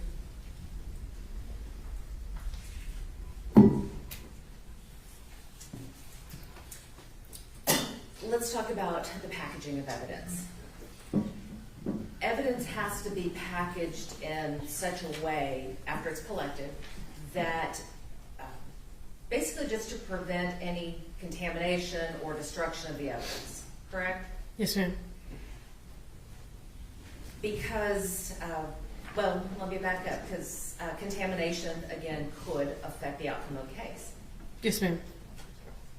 And it doesn't take a lot to contaminate or cross-contaminate an item of evidence, does it? That's correct. Would you agree with me that when you put when you put evidence into a package, you also have to make sure that that evidence bag is not contaminated? That's correct. And a way to do that is to make sure that, again, everybody wears gloves, personal protective gear. Correct? Yes, ma'am. Okay. With regards to packaging evidence, to avoid contamination, isn't it important that it should be sealed as soon as possible? Yes, ma'am. And preferably to seal that evidence at the scene. It just depends on evidence collection and where it's coming from. But the main thing is you got to get it sealed quickly because you don't want any opportunity for evidence to become contaminated. Yes, ma'am. Okay. So let's talk about storing evidence. After evidence is collected, it's important to make sure that it's also stored properly. Would you agree with that? That's correct. And part of that proper storage is that items shouldn't be, well, let me back up to packaging. If you have several items, you put all those items in a separate package, right? Yes, ma'am. That you don't want to put a suspect's shoe in the same place with a victim's pair of pants, right? That's correct. You don't want to put more than one item in a bag because that too can cause contamination. That's correct. All right, so when we store the evidence, we want to make sure it's stored in a secure place, right? Yes, ma'am. And we also don't want to store evidence from a suspect and evidence from a victim in the same place either, do we? I don't understand your question. I'll try to ask a better one. Okay. All right, when we store evidence in the evidence locker, Mm-hmm. it would be the better practice not to have any evidence related to the suspect in close proximity to any evidence related to the decedent. No, ma'am. I mean, they're both everything is in its own bag. Everything is sealed before it ever goes into a locker. All right, so let's talk about the evidence collection in this case. You were asked to participate in the investigation of this case, right? Yes, ma'am. And so you went out to the scene and documented what was going on at the scene. Yes, ma'am. Now, I believe earlier you testified that there was an image of the box on the steps. Yes, ma'am. You photographed that at the scene? Yes, ma'am. And you took that into evidence? No, ma'am. I thought you testified earlier that you took that and handed it off to Paige Dovines. That was on the 15th of December. That was not on the day that picture was taken. Okay, so who actually collected that evidence? I'm not sure. And do you know how it got to Paige Dovines? The day that I met with the victim's mother and her attorney is the day that it got to Paige Dobines. So now is your testimony that when this was, that evidence was not seized at the time? It was not seized the day that that picture was taken. No, ma'am, not by me. And to your knowledge, was that seized by any law enforcement officer on that day? I'm not sure.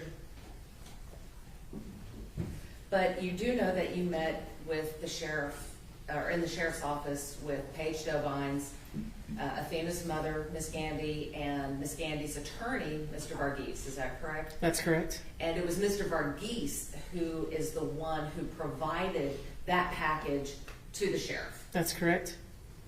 And on what date was that? It's on 12/15. So that was 13 or 15, 16 days after that photo was taken? Yes.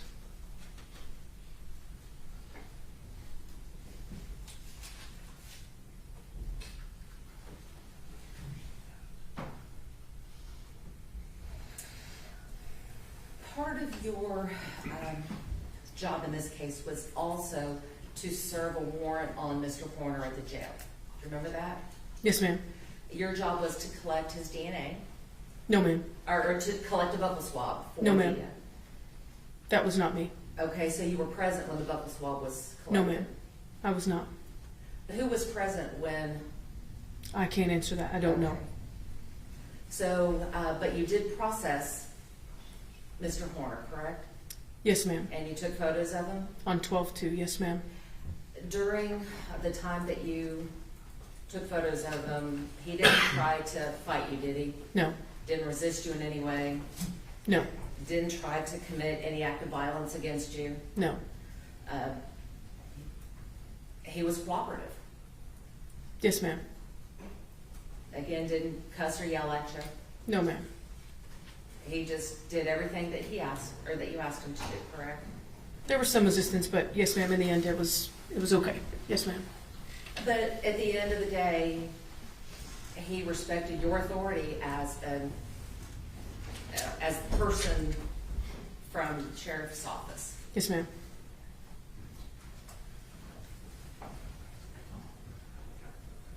How long were you with the sheriff's department? At its entirety, Yes. a little over 2 years. During that time, were you ever involved in what we call an evidence view, where the defense attorneys come in and view the evidence that was collected in a case? No, ma'am. Are you aware that there are times when defense attorneys want to come in and collect evidence, view the evidence that was collected in a case? I've heard of such, but I don't know what they are. Yes, ma'am. Your Honor, we might be able to break here, because I understand the lunch. They're not here yet, so let's. Oh, okay. May I approach the court reporter? Yes.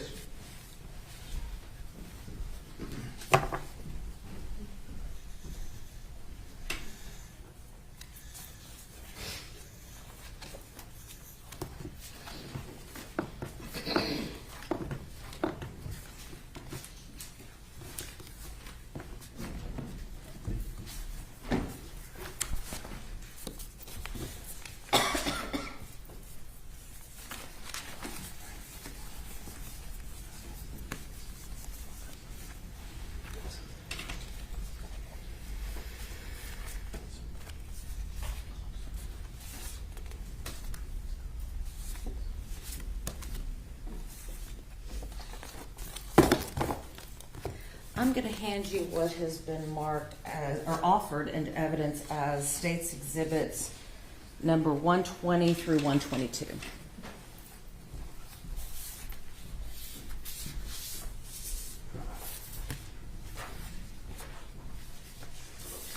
Did you take these items, or did you process these items and collect them as evidence in this case?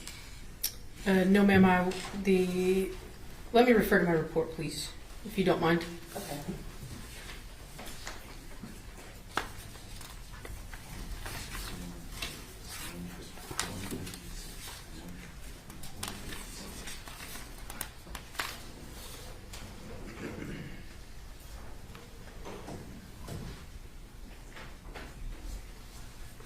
That was collected by the FBI ERT team.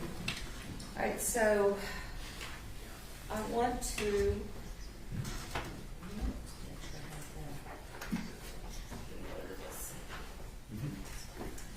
Now, Pritchard, I'm Yes, ma'am.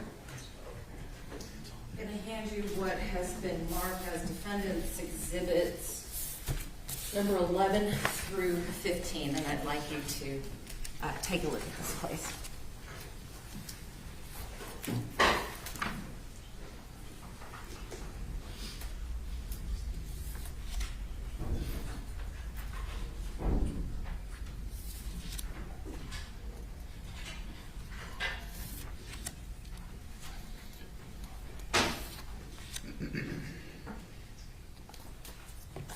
Now, on defense exhibit number 11, does your name appear on that as receiving this evidence or having anything to do with the evidence that was included in this? Yes, so this tag states that I received it from the FBI and put it into our RMS system at the sheriff's office. All right, so I'd like you to take a look at defense 12 through 15, and look at states 120 through 122. Okay? I'm not sure what I'm looking at. Do those appear to be the same items? Yes, ma'am.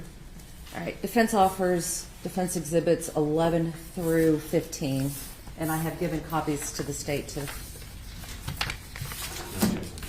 Defense exhibits 11 through 15 are admitted.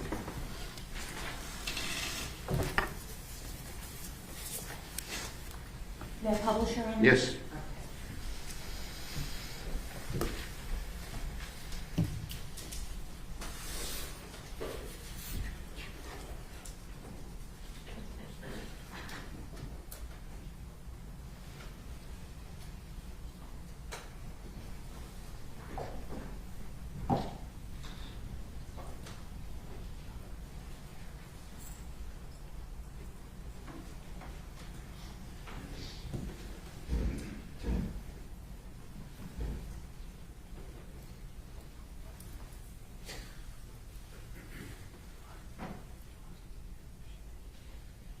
Okay, so I'm going to cut to the chase on this one, Miss Amy.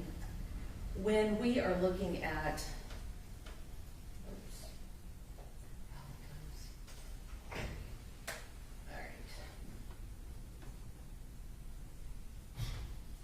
all right, so let's take a look at defense exhibit. Oh, there we go. Now it's working. I'm sorry, I'm not very technologically advanced. All right, so we're looking at the evidence bag, and this is the evidence bag that would have been given to you to place in the locker. Yes, ma'am. And it shows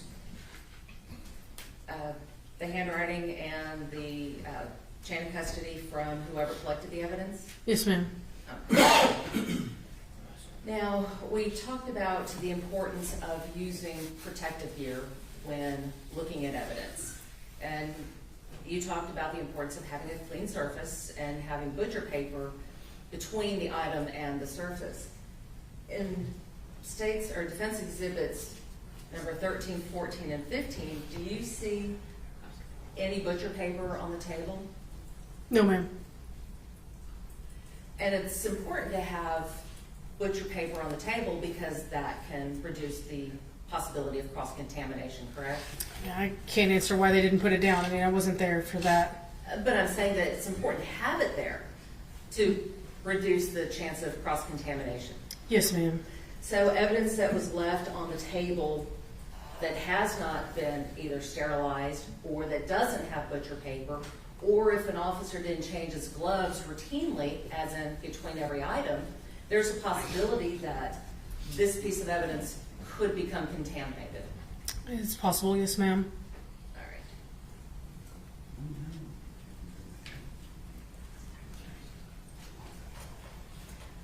I'm going to hand you what has been marked as defense exhibits 24 through 28. Got Rich on? Yeah.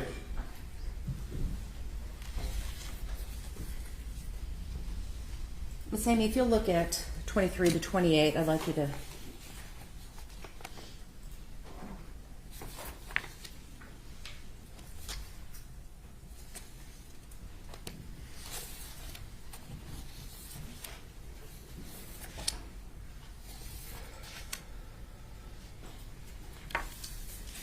Do you recognize 23 to 28? Yes, ma'am. We'll offer defense 23 to 28. I have given you copies of all of them that we were. Oh, I'm sorry.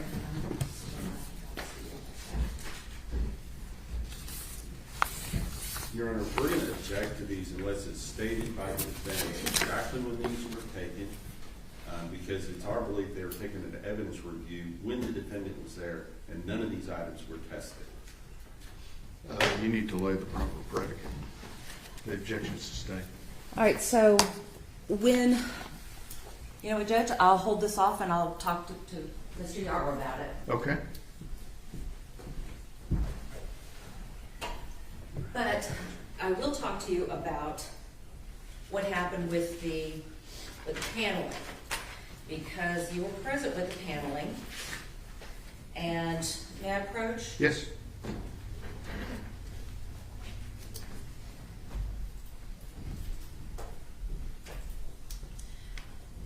I'm gonna hand you what's been marked as defense exhibits 29 and 30.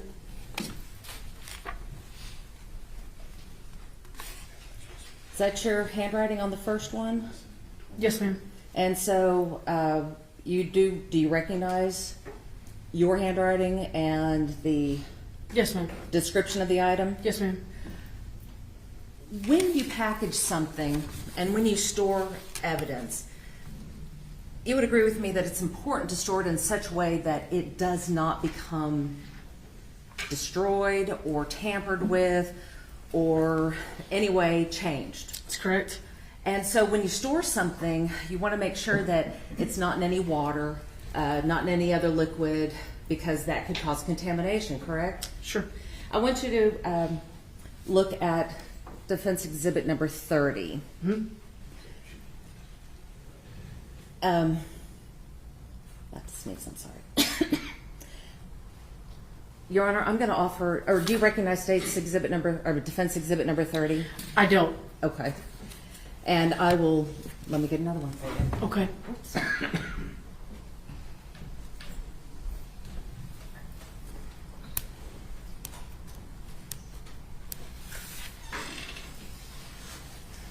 When you processed the van, was it just you or who else was involved? Sergeant Brett Yaro. I'm sorry? Sergeant Brett Yaro. Okay, then I'll hold off on these until Mr. Yaro takes the stand.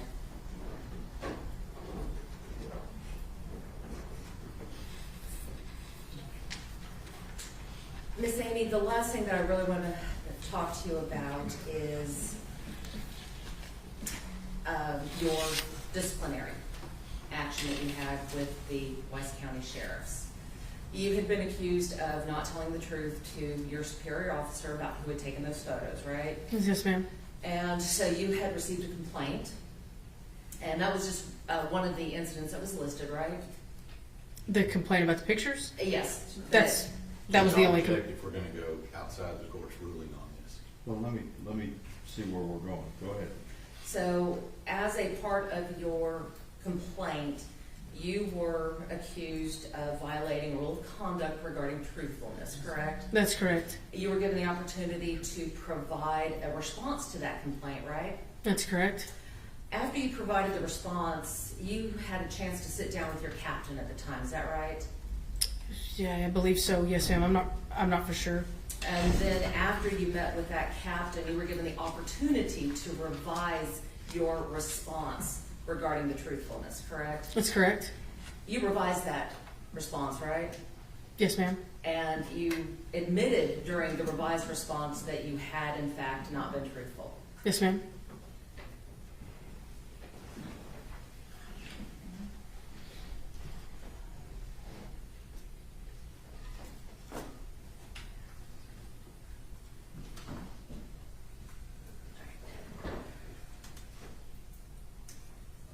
I'm sorry, Ms. Amy, I just want to go back. Were you the one that had processed the arrest van?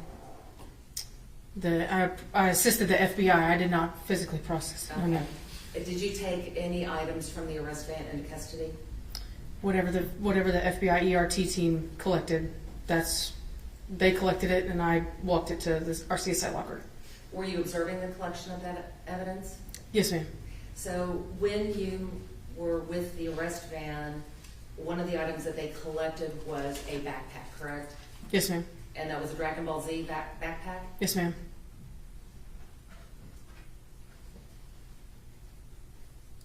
I have nothing further at this time, Your Honor. Redirect. Just got a couple of questions. I'm going to show you State's Exhibit 8, which has already been admitted into evidence. Can you change that back, please? Oh, there you go. Sure.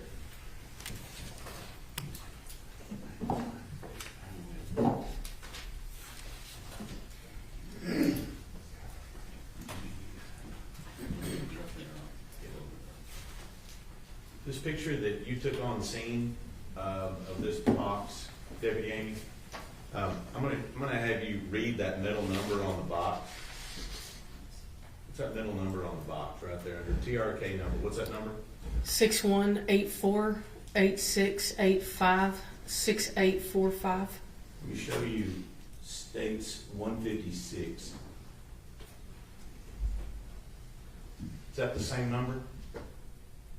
Yes, sir. Same box? Yes, sir. Same box as you took a picture of? It was provided to you later on by an attorney and Mrs. Gandy, mother of Athena Strand. Yes. Nothing further on. Ms. Anderson? When you took the photos at the scene, was the box open? At the house? At the house, yes. No, ma'am. And when you took the photo at the sheriff's department after that box had been delivered, when it was received, had it been opened? May I look at these pictures one more time? Yes, ma'am. Nothing further. Mr. State, Nothing further on. may Ms. Amy be excused subject to any potential recall? Final state, Your Honor. Good with the defense? Yes, Your Honor. Thank you, ma'am. You may step down. Your lunch is here, so we'll start up at 12:45, okay? See you there.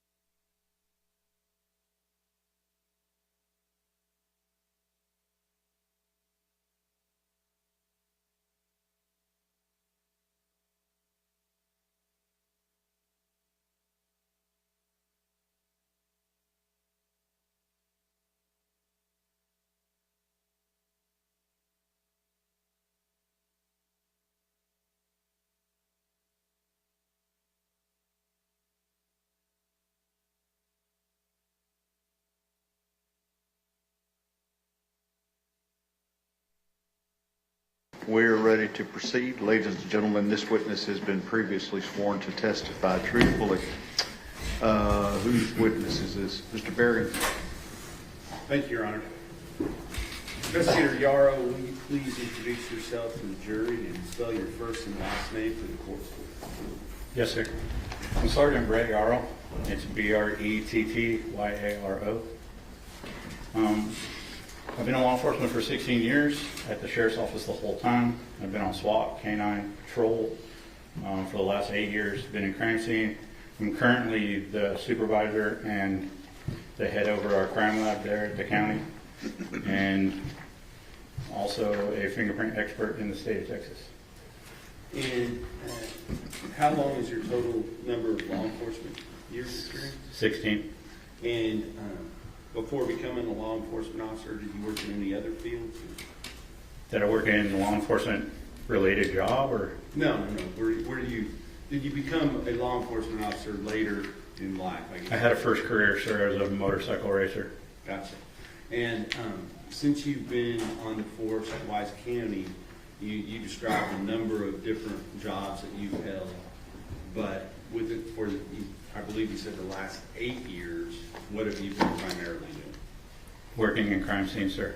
Okay. And when you say you're working in crime scene, can you kind of describe for the jury what you mean by that? Yeah, so in our county, we have a little bit of a smaller county. So what that means for us is the jobs are more specialized and we do more jobs within that job.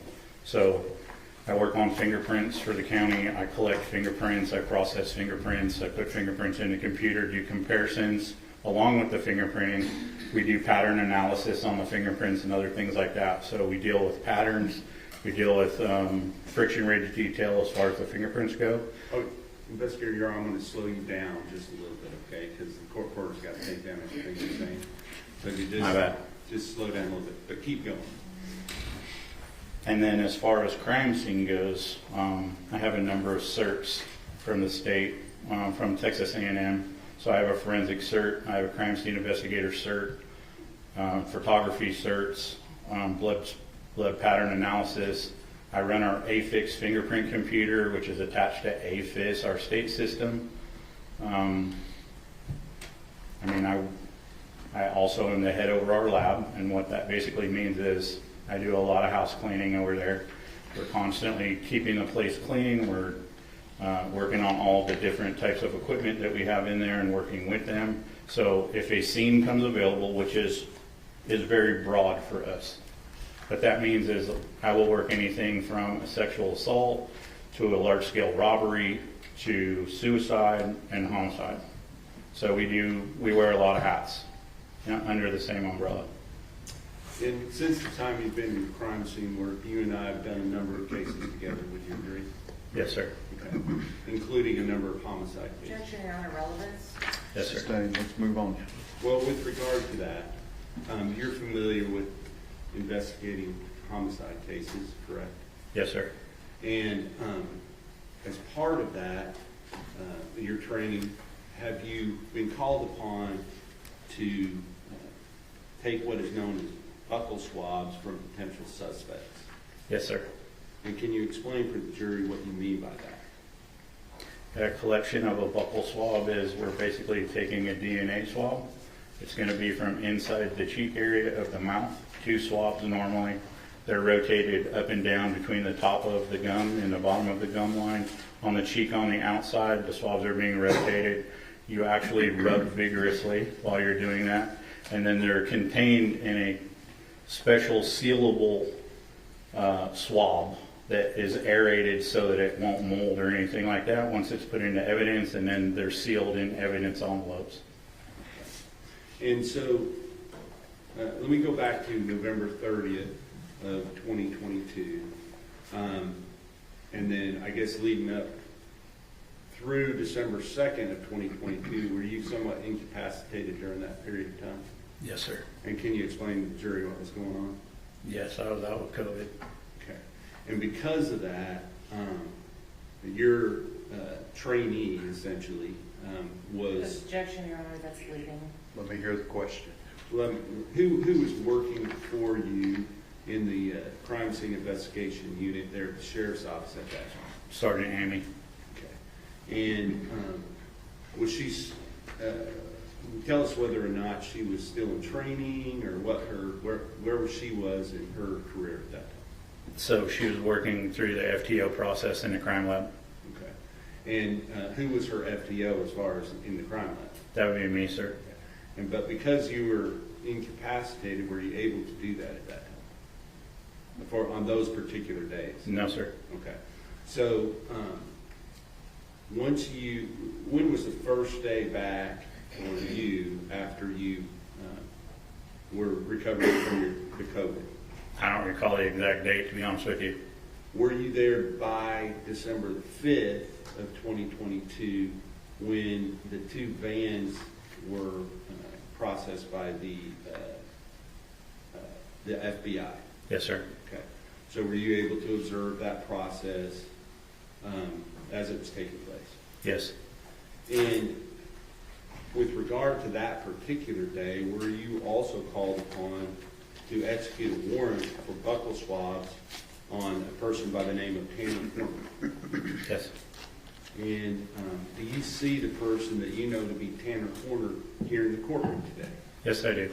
And could you identify him by where he is sitting in the courtroom and describe what he's wearing? Yes, sir. He's sitting at the end of the table there, the defendant table. It's going to be gray shirt, gray tie, light gray pants, black shoes. Okay. And that's the color it looks like to me. I'd ask the record to reflect that the witnesses identified the defendant. Record will so reflect. And sometime in the afternoon of December 5th, 2022, did you receive a warrant to take those buccal swabs from the defendant in this case? Yes, sir. And after receiving that warrant, what did you do? We went ahead and processed the subject, sir. Okay. And did you take a couple of pictures while you were in the room collecting the buccal swabs from the defendant? I did, sir. May I approach, Your Honor? Yes, sir.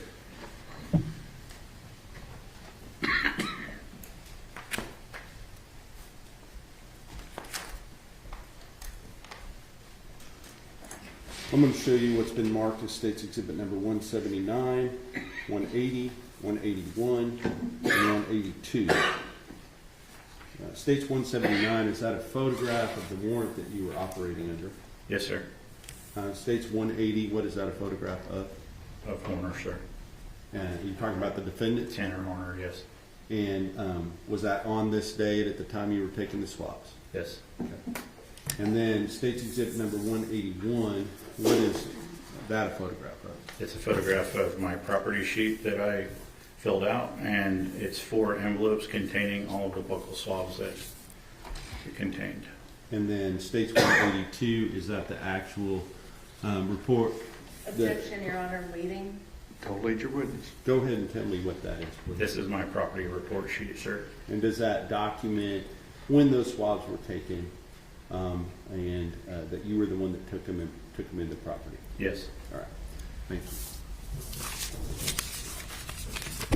Is all of the information contained on State's Exhibit 182, is that true and correct and placed there by you? Yes. I will author into evidence States 179, 180, 181, and 182.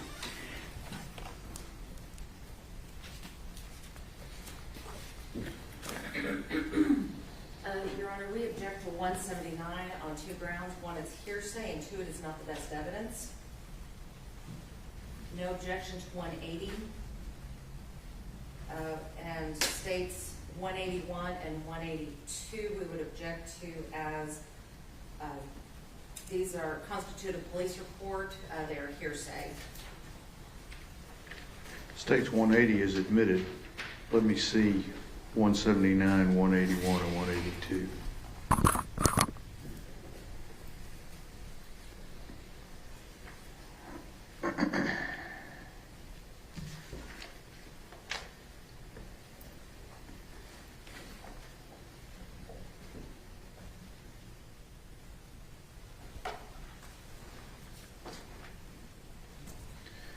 I'm going to admit 179, 181, and 182 for purposes of the record. Second. Once those buccal swabs were taken, what did you do with those swabs? They were placed in the evidence, sir. Now, did you also document some of the evidence that was taken? First, did you document some of the evidence that was taken on the searches of the vans on December the 5th? Specifically the van that what we call the arrest vehicle with Texas license plate GCP 0468. Yes, sir. And may I approach your Honor? Yes, sir.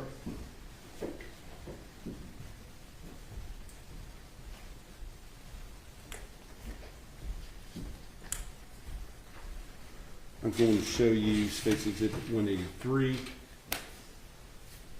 184, 185, 186, 187, 188, 189, 190, 191, 192, and 193. Do you recognize those photos? Yes, sir, I do. Have you looked at those prior to court today? Yes, I did. And are those all of the pictures that were taken at that time, or just a portion of them? It's just a portion, sir. Okay.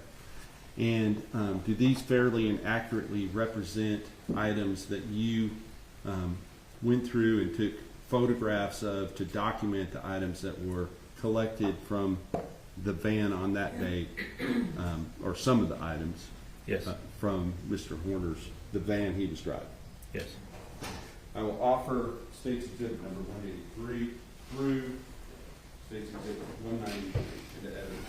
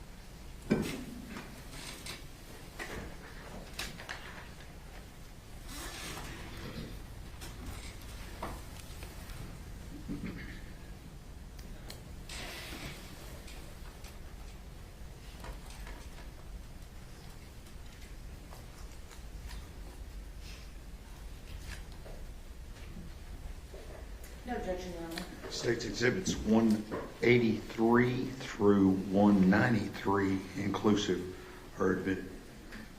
And may I publish, Your Honor? Yes, sir. And also, may I publish number 180? Yes. Thank you.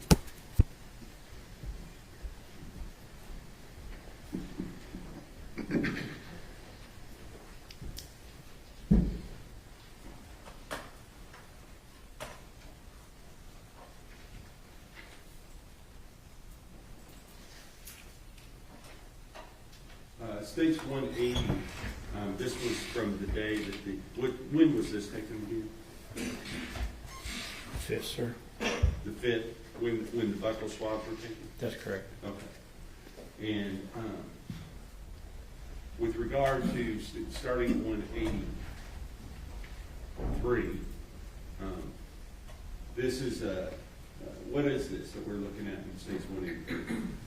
This is a evidence bag that was collected from within the van that he was arrested in, sir. Does it have the date that it was originally collected? Yes. Okay. And then put in this bag and mark number 2, is that right? Yes. Okay. Now, going on to 184, what are we looking at here? It's going to be the backpack that was contained in that evidence bag, sir.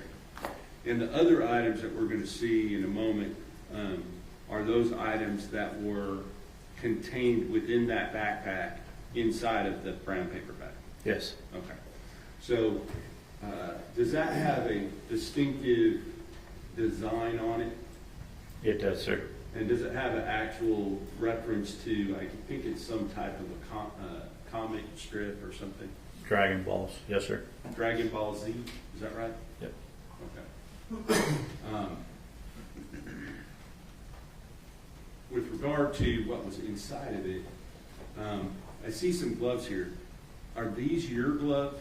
No, sir, they're not. Okay, where were these gloves contained? Inside the backpack. Okay. And can you describe these gloves for me as far as texture, that sort of thing? Yeah, so it looks like a cloth glove with a rubber texture on them and no slip texture. Okay. So cloth on the back, but rubber on the fingers and the palm? The palms, yes, sir. Okay. And are those now on top of the backpack as we're looking at State's Exhibit number 186? Yes. Okay. And I will represent to you, these may have been... Objection, Your Honor, that's leading. Let me hear what he's going to say. Go ahead, Mr. Berry. That these may not be in the exact same order that you took them in as they're being displayed, okay? Correct. So with regard to 186, we're looking at what here? That's when I first opened the backpack and I was starting to retrieve the objects from within the backpack. Okay. So then I'm going to go into 187. What are we looking at here? And up close of prescription meds that were located in the backpack so that we could see the information on the bottles. And I'm going to zoom in. What is the, can you just say what the name is on State's Exhibit 187 as far as the type of controlled substance that it is? I'm not a doctor, so my enunciation of this is probably going to be incorrect, but fluoxetine, I believe, sir. 20 milligram. For purposes of the record, can you spell that, please? Yes, it'll be FLUOXETINE. And what was the prescription amount? 20 milligrams. Okay.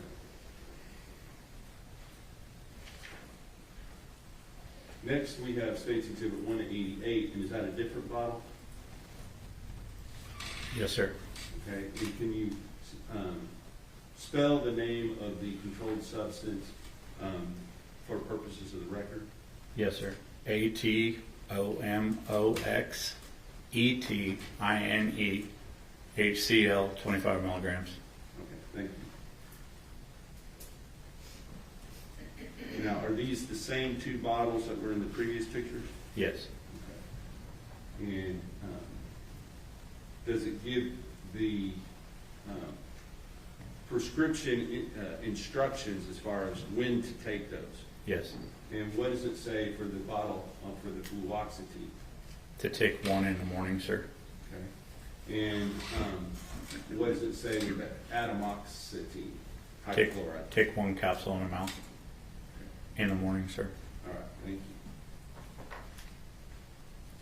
you. Now, this looks, is this the backpack or is it something different? No, this is what I consider a soft-sided lunchbox that belongs to that same cartoon or video game family. It's a Dragon Balls lunchbox. And then going on to State's Exhibit number 191, what are we looking at here? A cellophane wrapper containing marijuana. Objection, Your Honor, that calls for speculation that has not been tested. Sustained. Move to strike. Jury will disregard the last answer. Does it, can you tell me whether or not that is some type of plant substance? It's a green leafy substance, sir. All right, thank you. Now, with regard to State's Exhibit number 192, what are we looking at here? The contents of that soft-sided lunchbox. And can you describe what you see here? Yes, so you have a bottle of ibuprofen. It looks like you have a thumb drive. There is a vape pen, a marking pen. There is a Coastal Cloud strawberry cream. I'm guessing some sort of something for the vape Objection, pen. Your Honor, And and then that is speculation. Sustained. That's fine. We'll go on to states 193, and this is, what are these, where were these items located? Within the backpack. Okay. And with regard to, most of these things may be self-explanatory, but can you tell me what this is? It's a vape canister. Now, after you documented the items that were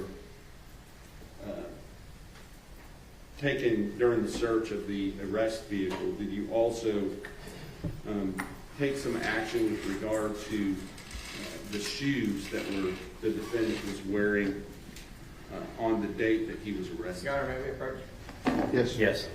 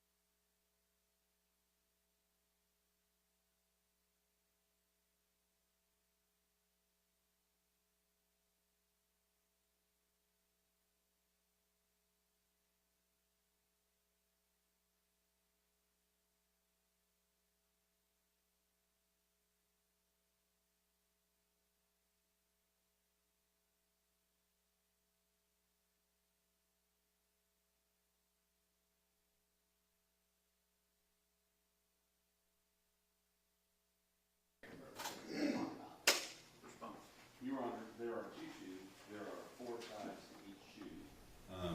And I tried to represent the full spectrum of photographs were taken to be looked at by the people that were going to look at them into the future, including the tread at the bottom of the shoes, but also the sides and the front of each of the shoes and the back of each of the shoes. And that's what these shoes represent. I just asked the court to review those, and if they put in the case law in Texas, that would be Young v. State. Relevant factors in determining whether appropriate values outweighed by danger of unfair prejudice include the detail of their size, whether they are colored black and white, whether they're close up, as well as the availability of other means of proof and the unique circumstances of each case. Also, I think that's probably an applicable category.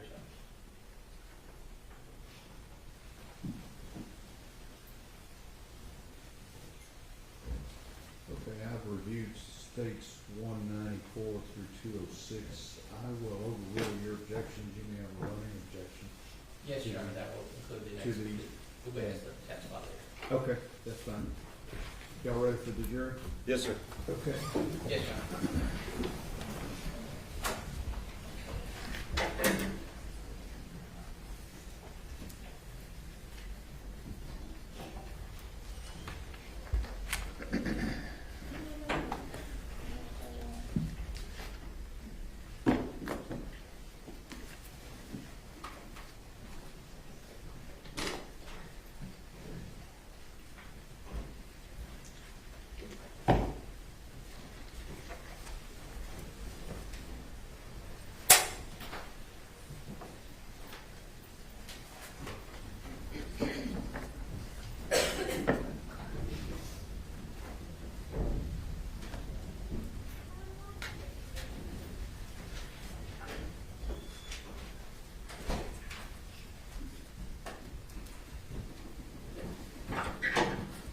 Everyone may be seated. Mr. Barry. Before I approach, Sergeant Yaro, can you kind of explain to the jury?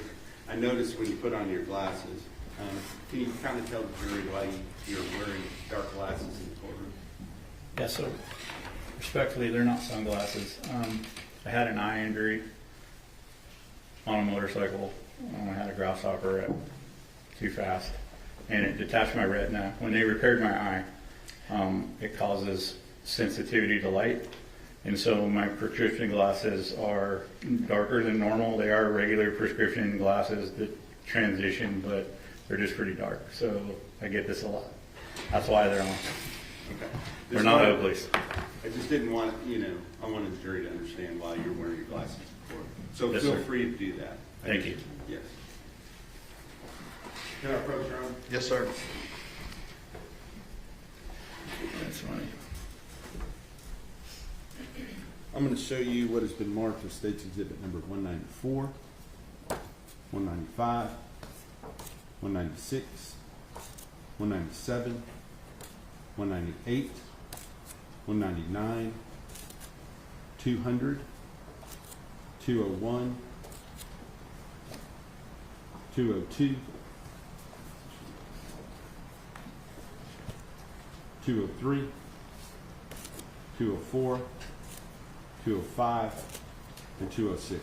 Do you recognize the items in those photographs? Yes, sir. Where did the items in those photographs come from? The arrest van, I believe, sir. Did they come from the defendant himself? Yes. Is that Yes. okay? Yes. Okay. I will offer into evidence State's Exhibit number 194. Any additional objections? No further objections, Your Honor. Okay. Those are, remain overruled and the exhibits are admitted 194 through 206. May I publish, Your Honor? Yes, sir. And members of the jury, I'm trying to find out why this is so loud. So if you can't hear, let me know, okay?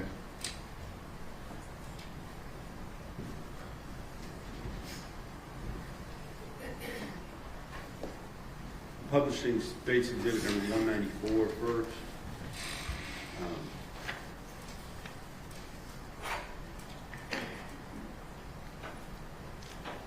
What are we looking at here? Pair of black tennis shoes covered in mud. Okay. And State's Exhibit number, let me ask you this. The first several photographs that are taken here,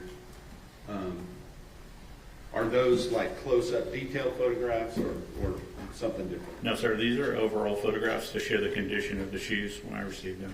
Okay, so State's Exhibit number 194, 195, I apologize, please. 196, 197, 198, 199, 200, 201.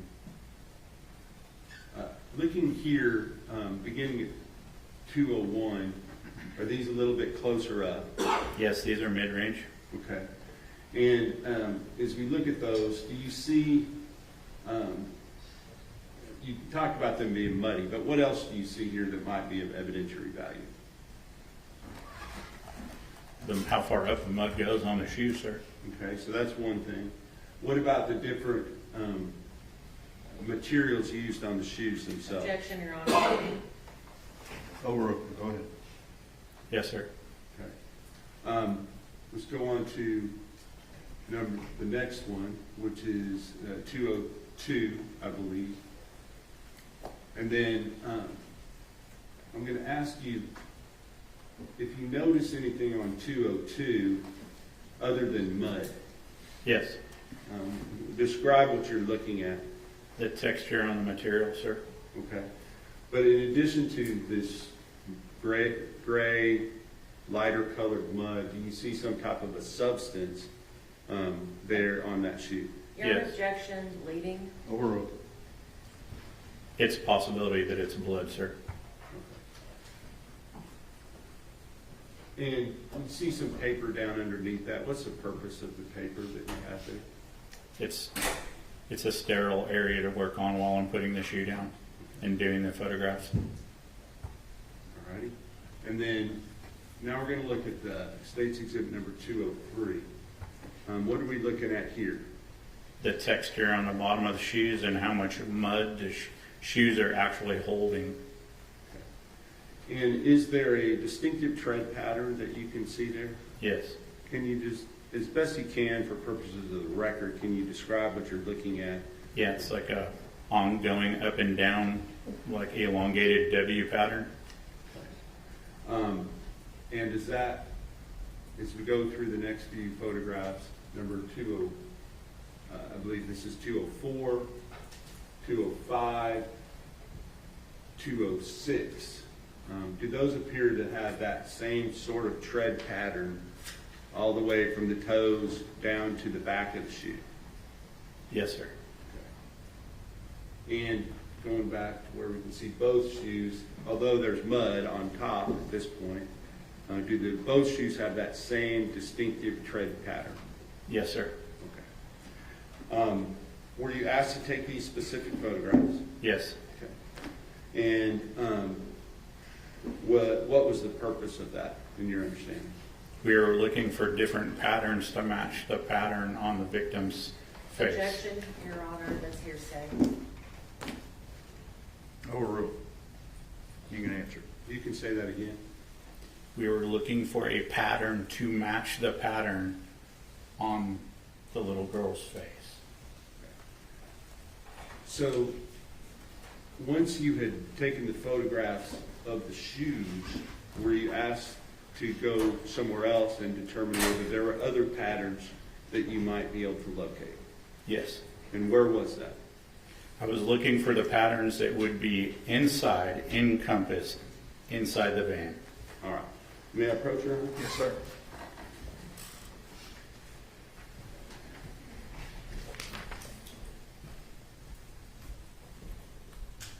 Now I'm going to show you what has been marked as State's Exhibit number 207, 208, 209, 210, and 211. Do you recognize those? Yes, sir. Where did those photographs come from? Within the van, sir. And who took those photographs? I took those photographs. And do they fairly and accurately represent what we're seeing there? Yes. I will offer into evidence State's Exhibits number 207, 208, 209, 210, and 211.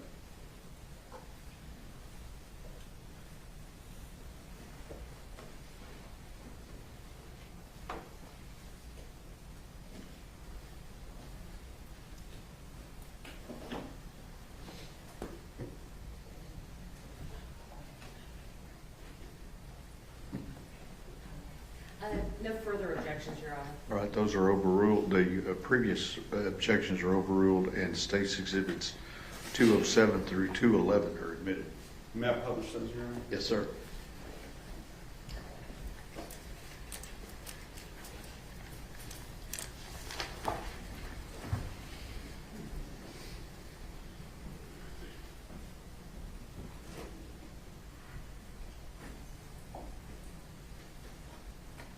I'm now going to publish State's Exhibit number 207.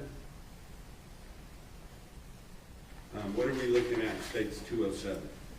We're looking at the side door of the van where you have the inside step that has a diamond plate pattern. Now we're going to, is that the same thing that we're looking at, just closer up? Yes. Now we're looking at, let me get out of this part. We can see the exhibit number. Looking at State's Exhibit number 209, underneath the box there, as we're looking down, where are we looking at in the photograph? This is the area between the seats in the cab that has a texture on the rubber floor. Okay. And going on to 210, is that same location? Yes. And then going on to 211, what are we looking at here? This is the texture on the floor in the back of the box van. So this is the area where the packages would be kept, is that right? Yes. All right, so all of those, without repeating why you took them, were they taken for the same reasons that you took photographs of the shoe, the tread patterns on the shoe? Yes. Okay. Now, before I go any further, may I approach you? Yes, sir.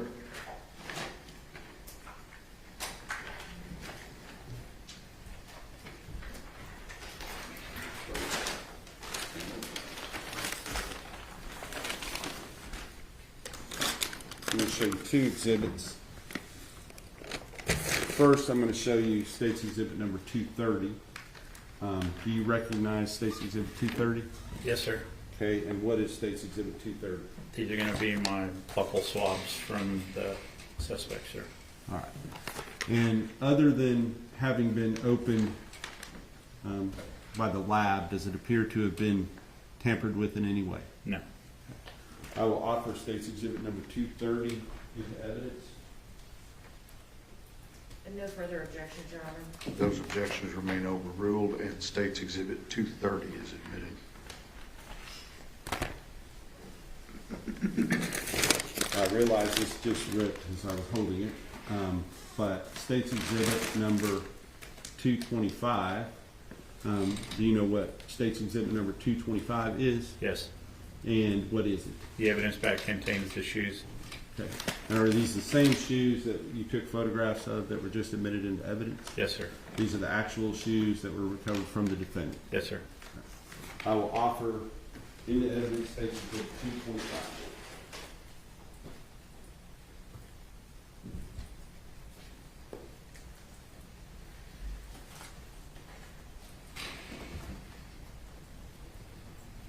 Your Honor, I would object as the proper chain of custody has not been established for this exhibit. Response? Wait, not admissibility, Your Honor. All right, your objection is overruled. States it's 225 Yes, sir. is admitted.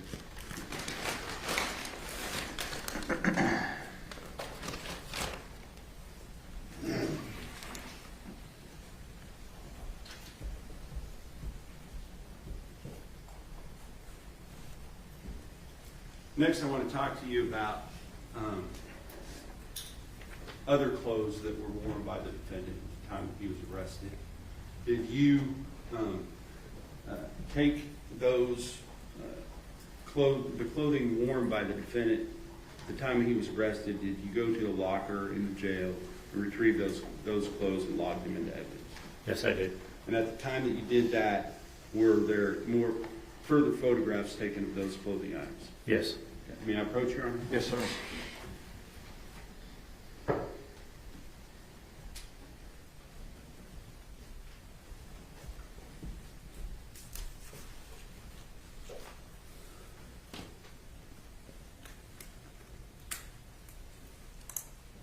Give me a collection here.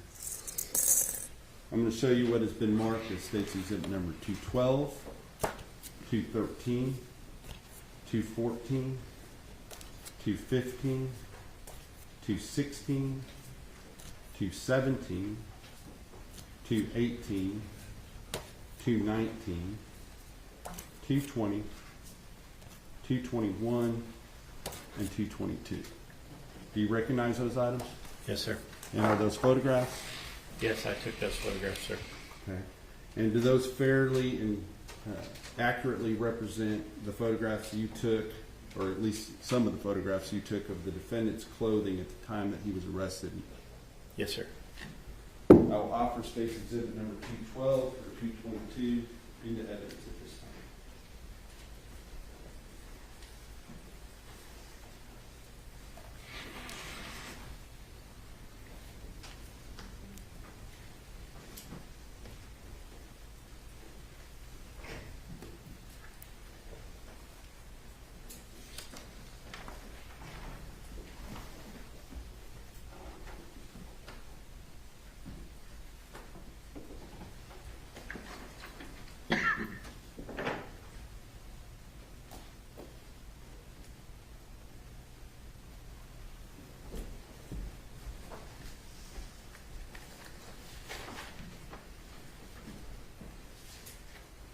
No further objections. Okay, the previous objections remain overruled and states exhibits 212 through 222 are admitted. May I publish those, Your Honor? Yes, sir. Thank you.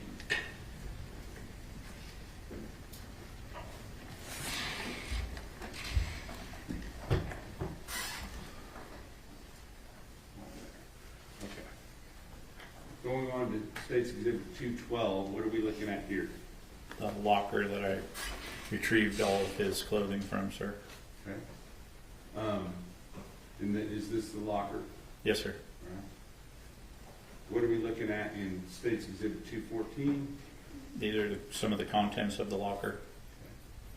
State's Exhibit 215? With Tanner's ID, sir. Okay. And does it have a name on it? Tanner Horner, sir. Tanner L. Horner? Tanner L. Horner, sir. Yes, sir. And does it also have a photograph? It does, sir. And who does that photograph depict? Tanner L. Horner, sir. Is that the same person that you previously identified as the defendant? Yes, sir, it is.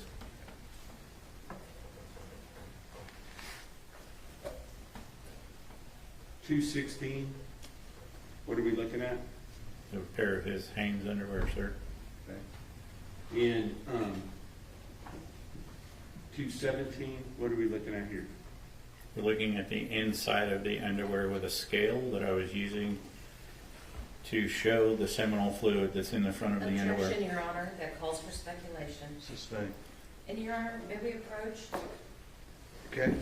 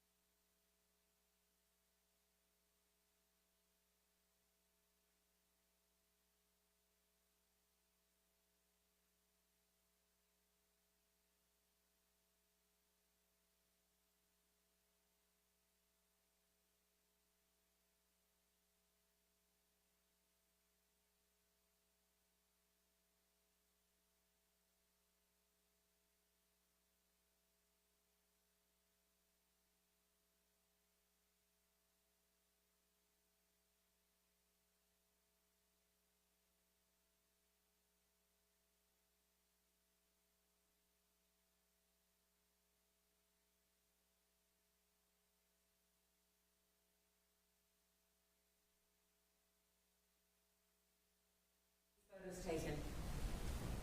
What does the date say, ma'am? You're the one who took the photos. I've worked 200 cases since then. Wait a minute, we're not gonna play this game. If you know the answer, give the answer. If you don't know the answer, say, I don't know. Yes, sir. We're not gonna go back and forth. I do not know the date, ma'am.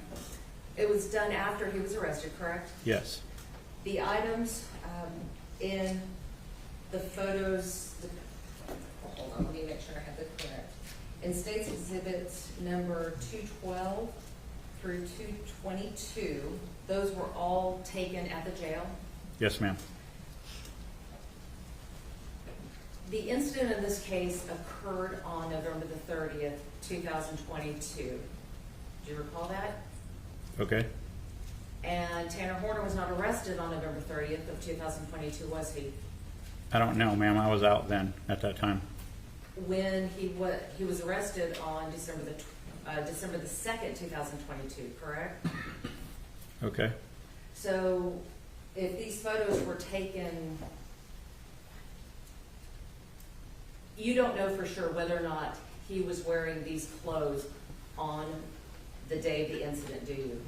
Well, I would think that he was wearing these clothes, ma'am, and the reason I say that is these were taken off him when he came into the jail at the time of his arrest. So if the time of the arrest occurred 2 days later, you don't know, you're guessing that he may have been wearing these on the day of the incident. Yeah, I didn't state that he was wearing those at the time of the incident. I said he was wearing them at the time of the arrest. Okay, so, Your Honor, I would object that all of this is irrelevant because unless they can tie it into any clothing that he may have been wearing at the time of the incident, then none of this is relevant. Your objection's overruled, I'm gonna let it continue, and you may have a running objection. Y'all ready for the jury? Yes, sir. Let's go.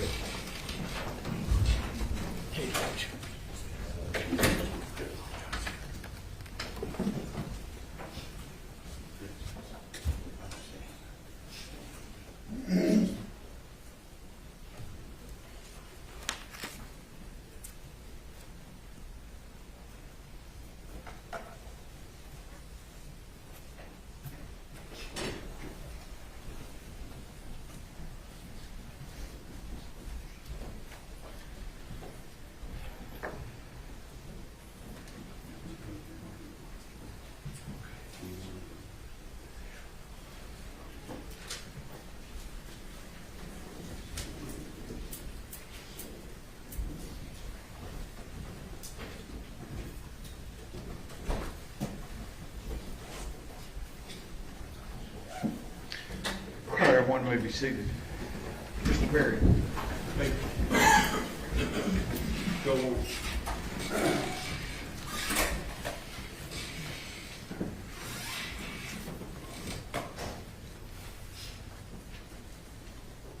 Go on to State's Exhibit 219. What are we looking at here? Prepared denim pants, sir. Okay. In all of this evidence, did you actually do some further processing on this that is not exhibited here in the photographs? Yes, sir. Okay. And did you take, independently of what the FBI did, take some further swabs and things like that so that that would be retained just in case it was needed in the future? Yes, sir. Okay. Now, with regard to State's Exhibit number 220, what are we looking at here? It's a FedEx shirt. And is this that same shirt in 221? Yes, sir. And then State's 222, what are we looking at here? A right and a left sock, sir. Black in color with a gray toe and a gray heel. And I am going to show you something that's already been admitted into evidence now as State's Exhibit number 223. Do you recognize what we're looking at here? Yeah, it's a drawing And inside the interview room. Objection, Your Honor, I don't believe that's been admitted yet. No, it has been. It has? Okay. Yes, 223 is admitted. My apologies, my notes don't reflect that. No worries. just for purposes of the record, Your Honor, it was admitted during the testimony of Joe Westman. Okay, thank you. Okay. So. Yes, 224 is not admitted. Okay, thanks. So 223, where did they say that that photograph was taken? Inside the interview room in the CID office, sir? Okay. It was at the same room that the vocal swabs were taken in? Yes, sir. And at that time, did you notice this writing? Yes, I did. And later that day or the next day, did you come back and take these photographs? Yes. Okay. In addition to 223, may I approach, Your Honor? Yes.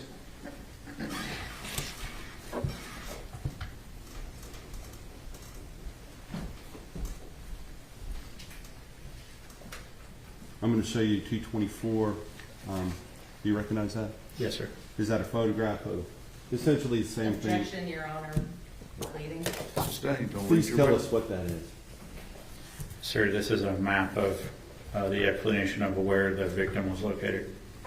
With regard to this photograph, is it representative of the same thing in 223, but just a closer up, more definitive shot of the picture itself? Yes. I'll offer 224 in evidence. I'd object that it's cumulative. That objection's overruled. States 224 is admitted. May I publish, Your Honor? Yes, sir.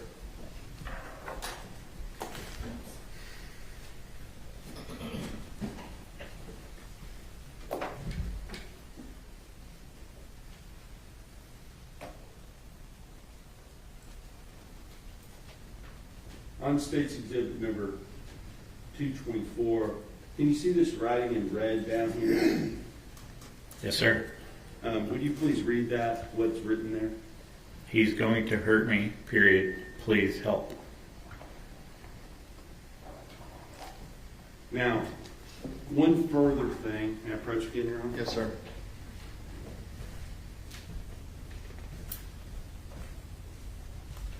Officer Amy, crime scene, did she take into evidence a box, a FedEx box containing, that was brought in later that pertained to this investigation? Yes. Okay, and did you then take that out of locker one and then bag it up as you see it? Yes. And I'm going to show you the mark. Exhibit number 159. And is that the box that we were just talking about? Yes. And, Your Honor, I will offer State Exhibit number 159 as evidence. With further objection. Remain overruled, and State's Exhibit 159 is admitted. May I open 159, Your Honor? Yes, sir.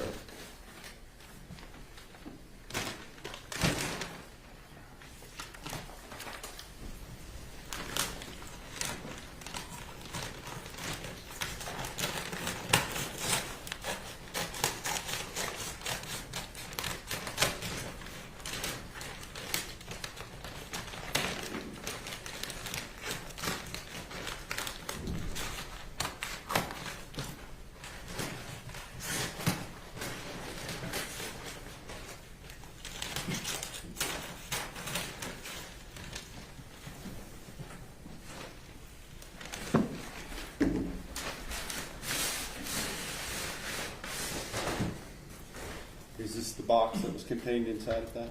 Yes, sir.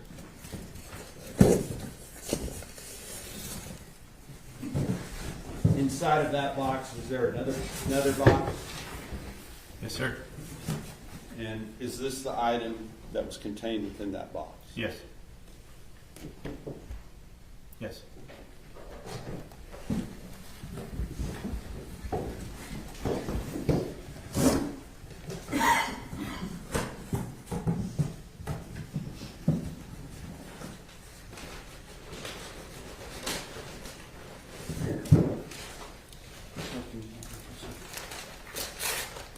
We can do that, package it up after Yes, sir.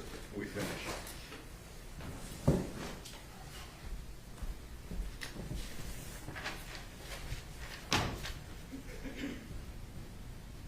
Final thing I want to ask you about, Investigator Yaro, sometime, can I have just a second? I need to look up a specific date. On,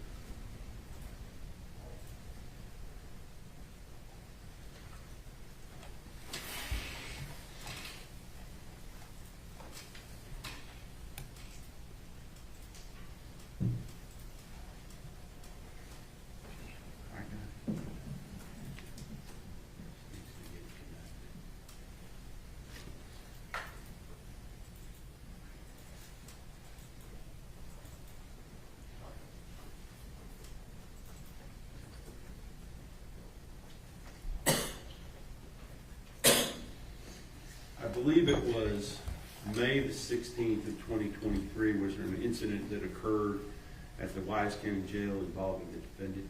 Yes, sir. Can you describe what that incident was, please? An attempted suicide within his jail cell. And at the time that that suicide or attempted suicide.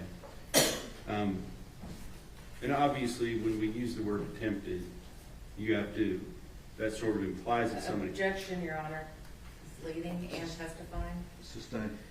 When you use the word attempted, do you know whether or not the person actually intended to kill themselves? Objection, Your Honor. That calls for speculation. Sustained. Okay. With regard to that incident, when that incident occurred, were there some letters left by the defendant at that time? Objection, Your Yes. Honor.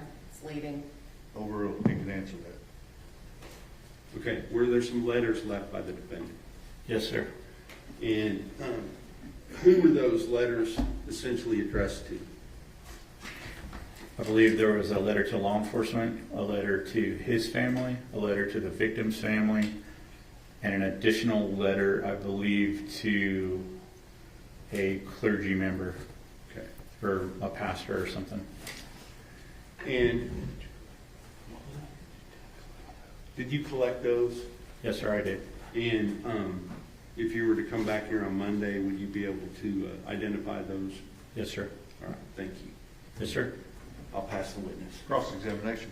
Yes, Your Honor. Thank you. Sergeant Yaro, how are you doing? Good, ma'am. How are you? Doing well, thank you. I just want to talk to you a little bit about what it was that you collected and what it was that you processed in this case. Okay. So I understand that you processed the FedEx truck where the alleged, or where the incident occurred, is that correct? Yes, ma'am. And you served the search warrant for the buccal swab on Mr. Horner in jail, Yes, ma'am. and then you processed the clothing that was in the jail. Yes, ma'am. Okay. Let's talk about the shoes and the clothing. Okay. The shoes and the clothing that were collected in this case were not collected on the date of the incident, were they? I only know that those were the clothing that he was wearing at the time of his arrest.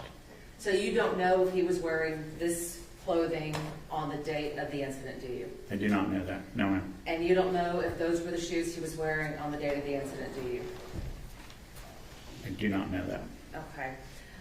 With regards to the clothing, when they were stored at the jail, how were they packaged? How they were packaged Yes. when I got them out of the locker. Yes, when you got them out of the locker, how were his clothing packaged? They were placed in a clean bag like they do every inmate before they put them in the lockers. So were they all stored in the same bag? They were all in the same bag, ma'am, yes. So at that time, his pants, his shirt, his underwear, his jacket, they were all stored in the same white bag. Yes, ma'am. When you took them out, did you store them differently? Yes. How did you store them after you took them out and collected them from his property? Anytime evidence comes to me and I put my hands on that evidence, it gets put in separate bags, separate evidence bags. Why is it important to put everything in a separate bag? Why is it important for me? It's Just important in- for me evidentiary wise. It's also important for me so that I can label them correctly.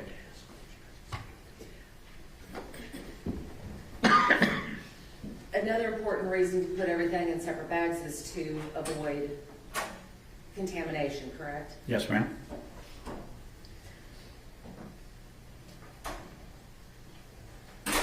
You said that you had processed the van in which the incident occurred. Yes, ma'am. Part of that processing was collecting evidence from it, Yes, ma'am. and part of that process was collecting the floorboards. Yes, ma'am. All right, so with regards to the floorboards, that is where some of the other biological evidence was obtained, is that correct? Yes, ma'am. So you would agree with me that it would be important to store those panels in a secure facility? As far as I know, they were stored in a secure facility. They were taken to our evidence area. And we want to have them stored in a secure facility and in a sterile way so that just in case something comes up, we have the ability to do additional testing should it be necessary. Okay, they were wrapped individually, ma'am, like I do all of them. But my question is, it's important to have that because in case further testing is needed. Yes, ma'am.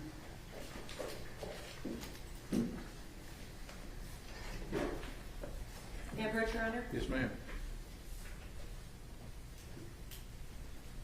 Sergeant Yaro, I'm going to show you what has been marked as defense exhibits number 31 through 34. Can you take a look at those for a moment?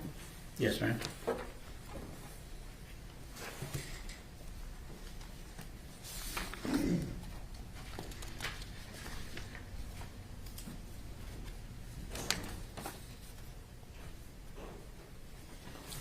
Yes, ma'am. Okay, on defense exhibits number 31 and 32, does your name appear as being the person who packaged that? Yes, ma'am.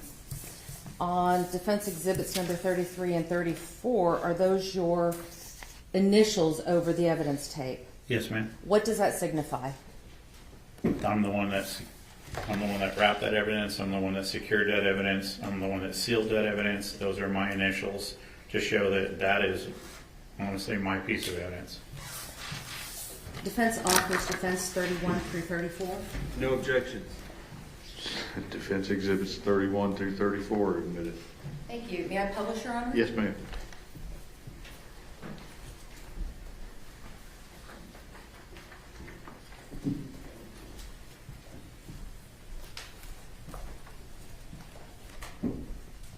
Sergeant Yaro, you would agree with me that there are some stains on the brown paper wrapping that exhibit, would you not? Yes, ma'am. In the photo, it looks like there is. Was the brown paper, or I would assume that the brown paper wasn't stained when you put it on, No, ma'am. and that something like that occurred while it was in storage? I guess.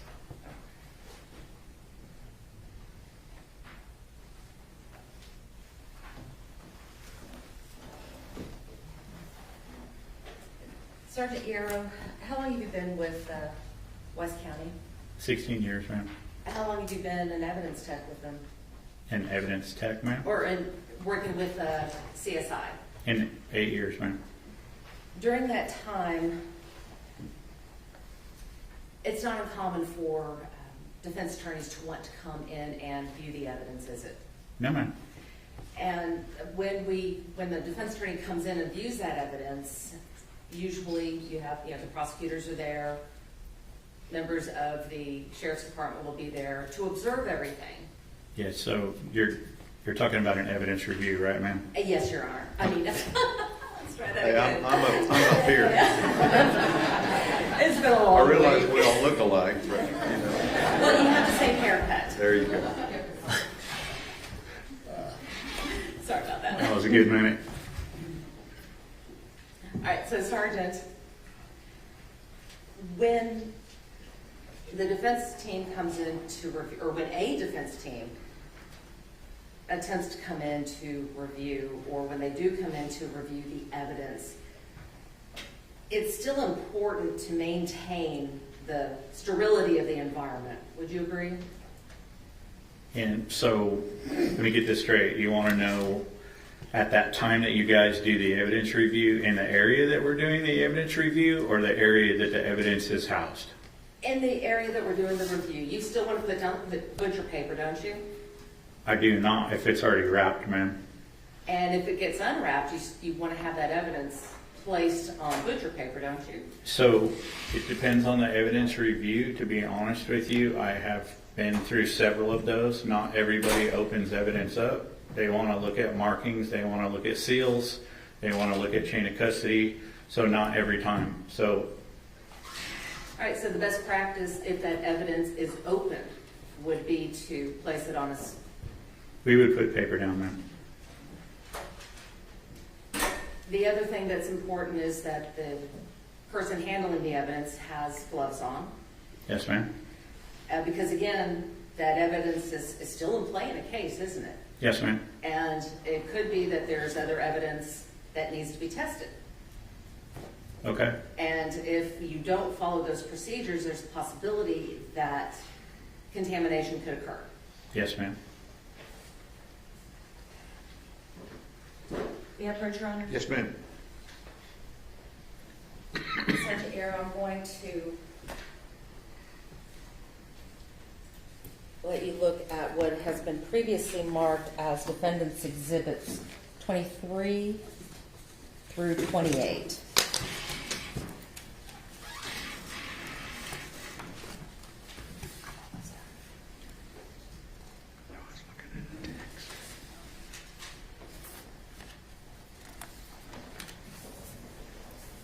Your Honor, I'd ask the defense to specify exactly when these photographs were taken and under the circumstances that they were taken.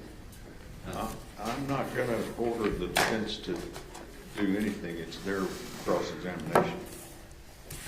All right, so Sergeant Yaro, you testified previously on direct that you had taken into custody a backpack that had Dragon Ball Z. Yes, ma'am. And defense exhibits number 23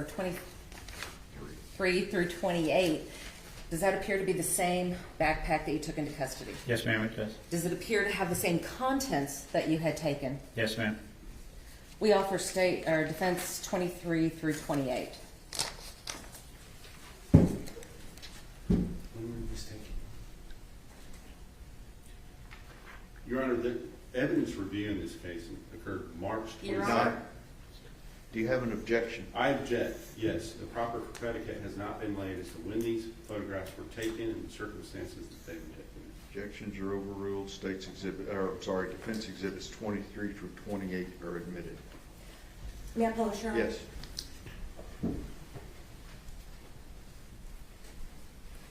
Your Honor, in defense, Sergeant Yaro, I keep calling you Your Honor. Sergeant Yaro, in defense exhibits number 23 through 28, you didn't see any butcher paper down, did you? No, ma'am, I did not. So if any of those items that were on the table had to be retested, there was a possibility of contamination. Yes, ma'am, that's correct.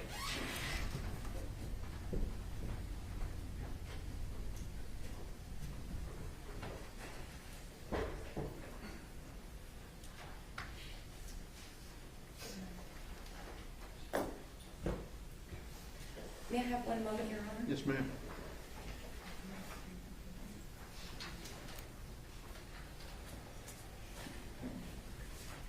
I have nothing further, Your Honor. Redirect. Investigator Yaro, since you're coming back on Monday anyway, will you check on the date? that the Objection, Your evidence- Honor. Leaving. Let me hear the question. Would you please check on the date that the evidence review took place in this case? Yes, sir. And will you also check and see if there's ever been any request to retest any of this evidence? Objection, Your Honor. Again, that's not a proper question at this time. Overruled. Will you do that? Check. You can Yes, answer. sir. Thank you. No further questions. Ms. Anderson, I have nothing further. may the witness be excused subject to any potential recall? Yes, Your Honor, we intend to recall the first thing Monday. Okay. Thank you. Thank you, sir. Let me see y'all.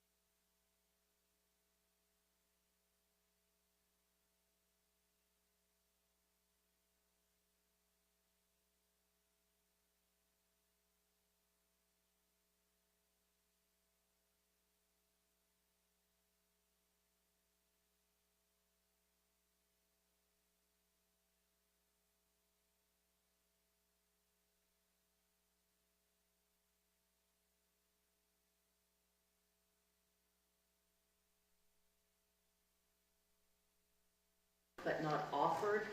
We would still like to just offer them for record purposes. Okay, so you're wanting to offer 16 through 22 and 29 and 30 for purposes of the record? Yes, Your Honor. Any objection? No, Your Honor. Okay, so they are admitted for purposes of the record. Anything else we need to do for record purposes today? No, Your Honor. Defense? Okay, everybody. Thank you. Y'all have been very good. We'll see you Monday morning. Easier than trying to